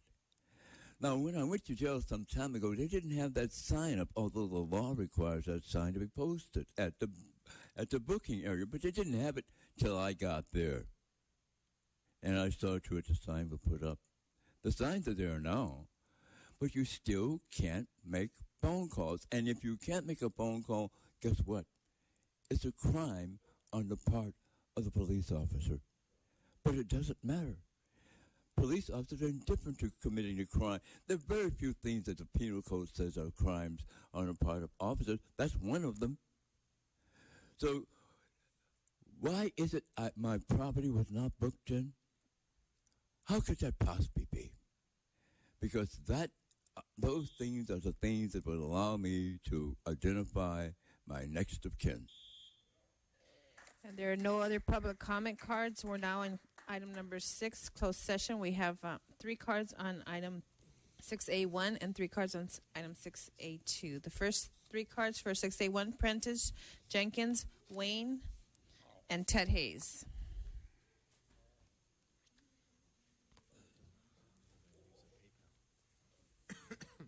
Prentice Jenkins, published a City Life newsletter, activist since 1991.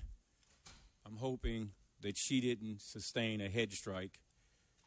First of all, I need to find out, because I remember I went to public school, what is a head strike? Is that when a cop is shot in the head or a cop shoots someone in the head? A head strike is when a suspect is hit in the head. Oh, Walter De Leon was hit in the head. Okay. So head strikes are head strikes a common occurrence, or do they aim for the middle of the body? I understand they're supposed to aim for the middle of the body. If you look at the 2015 use of force report, which was issued about a month ago, there's a breakdown of all head strikes and other categorical uses of force. Wow, that thing's hard to decipher. It's actually very easy to decipher in the report. If you wrote it, it's a separate page. Oh, it's a separate page? Yep. Okay. That only talks about head strikes. Okay, I'll get the plans to the Enigma machine, and if they can teach me that, I'll figure that out on the use of force. So, Officer Yu Tamariz was responsible for shooting someone in the head, or did that officer sustain a related injury? Which one is this officer, Mr. Johnson? Mr. Jenkins, I'll explain it to you after the meeting, okay? Thank you. Someone is going to explain it to me. Wayne? Closed session, so I'm required to wear my official closed session hood, available on eBay. So number one, we have the law enforcement related injury called a Larry. Not Larry Elder or Larry Sanders, but just a fucking Larry. And it only took, a whole fucking year to get here? That's not bad. Usually it takes you guys like 5-6 fucking years to jack these people around so they can't sue you after 2 years. So, you Tamariz, I think, is the victim. I think that's the victim. The involved party, I think, is the victim of the law enforcement-related injury. Isn't that correct, T-Fangy-Poo? Right. Isn't that the name of the victim, you Tamariz? But he stays quiet because he's not wearing his hood right now. You have to go in the back and wear your hood, and then you can reveal these names and who they are. But 2 Sergeant 2s, 1 police officer 3, 2 police officers 2, takes 5 cops to bash one little you Tamariz? You guys are getting fucking soft. You gotta have better trained, better healthy police officers. It only takes 2 cops to fuck up somebody. 5 cops to just fuck up one you Tamariz? That's what really upsets the shit out of me, and I hope when you go back and put on your hoods, you'll ask these cops, next time, will just 2 of you fuck up the suspect instead of 5? 5 is too many fucking cops. The other 3 could be out writing tickets instead of fucking around with you Tamariz. So you Tamariz, you're going to sue the city. Congratulations. Ted Hayes?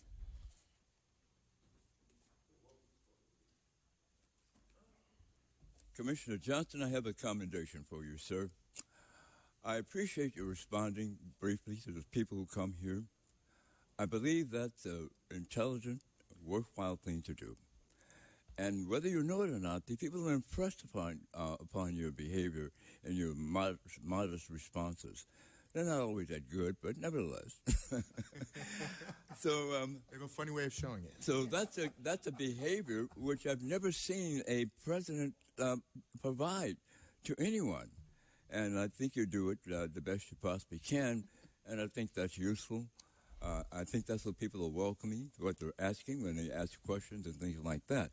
Now, Mr. Jenkins and I are concerned about whether or not the names here are the names of the officers, which I do not believe can ever be disclosed, or the victim.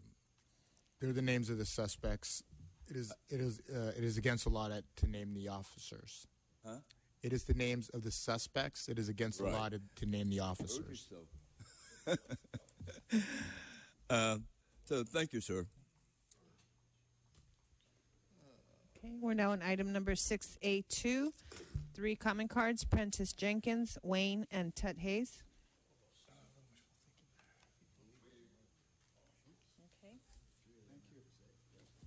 Prentice Jenkins, City Life newsletter, publisher, activist since 1991.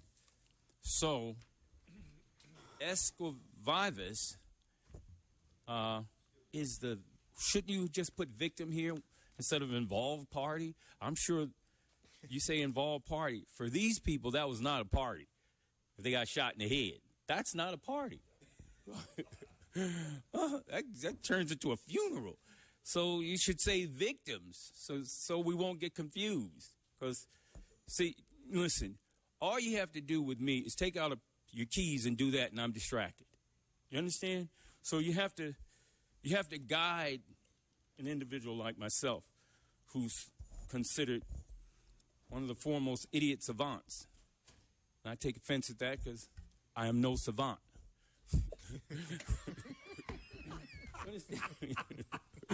All right, so please, people, you have to guide us next time. Just call these people victims, and then it'll be that simple. Once it's that simple, even I can figure it out. Even I can figure it out, and I have a double-digit IQ. He can attest to that. All right, so just make it simple for us. Don't cloud it the next time, because I know Mr. or Mrs. Esquivavis is if they're still alive. Are these people still alive? If they sustain head strikes, do we know if they're still alive, Mr. President Johnson? I believe they are. They are. Yes. They are. Wow. Okay. Yeah. There's a score for Tamariz and Esquis.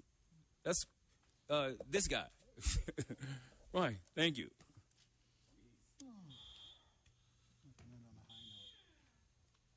So now, again, I have to wear the closed session hood available on eBay. So, let's see here. We got 4 cops. And what did they do? Oh, they did the old head strike. Yeah, the head strike is not commonly used anymore. It was outlawed.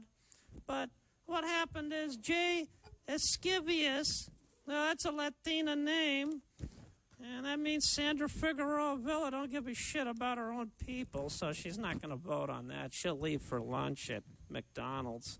But Jay Esquivius was just minding their own fucking business, and then 4 cops came around and said, hey, how about a head strike?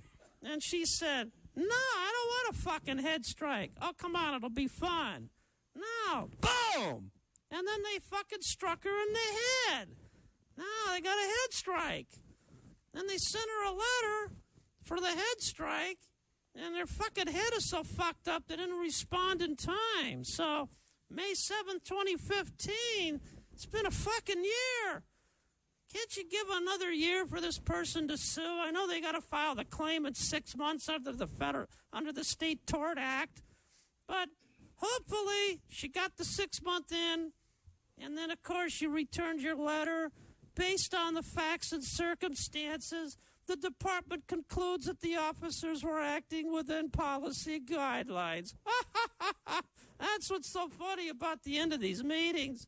The department policy was followed for a head strike.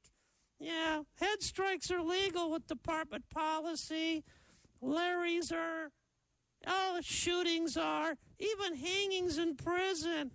And that's why Uncle Tom Johnson wants to take a photo of the hood. Take all the photos you want, Uncle Tom. Because you know what? You didn't fucking head strike me, bitch. There are no other comment cards. We're now on item number 6, closed session. The Board of Police Commissioners will now recess into closed session to discuss item number 6A, 1 and 2 in accordance with Government Code 54957.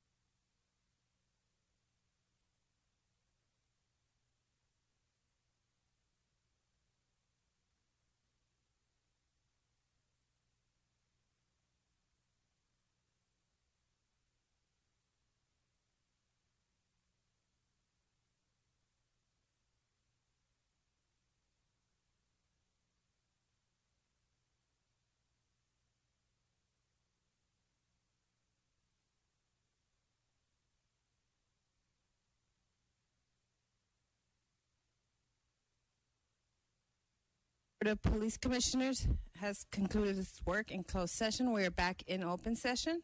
In closed session, item number 6A1 was discussed and the Chief's recommendations were unanimously adopted.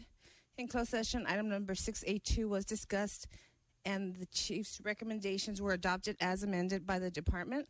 Mr. President, is there a motion to adjourn? About a second? We are adjourned. Thank you.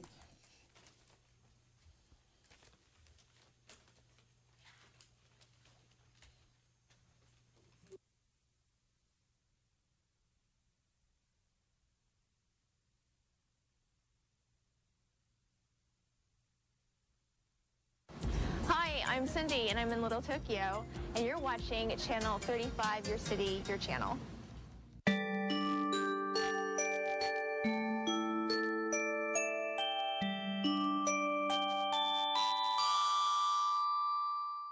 Hello, and welcome to another episode of Adopt a Pet Today, sponsored by the Pet Care Foundation.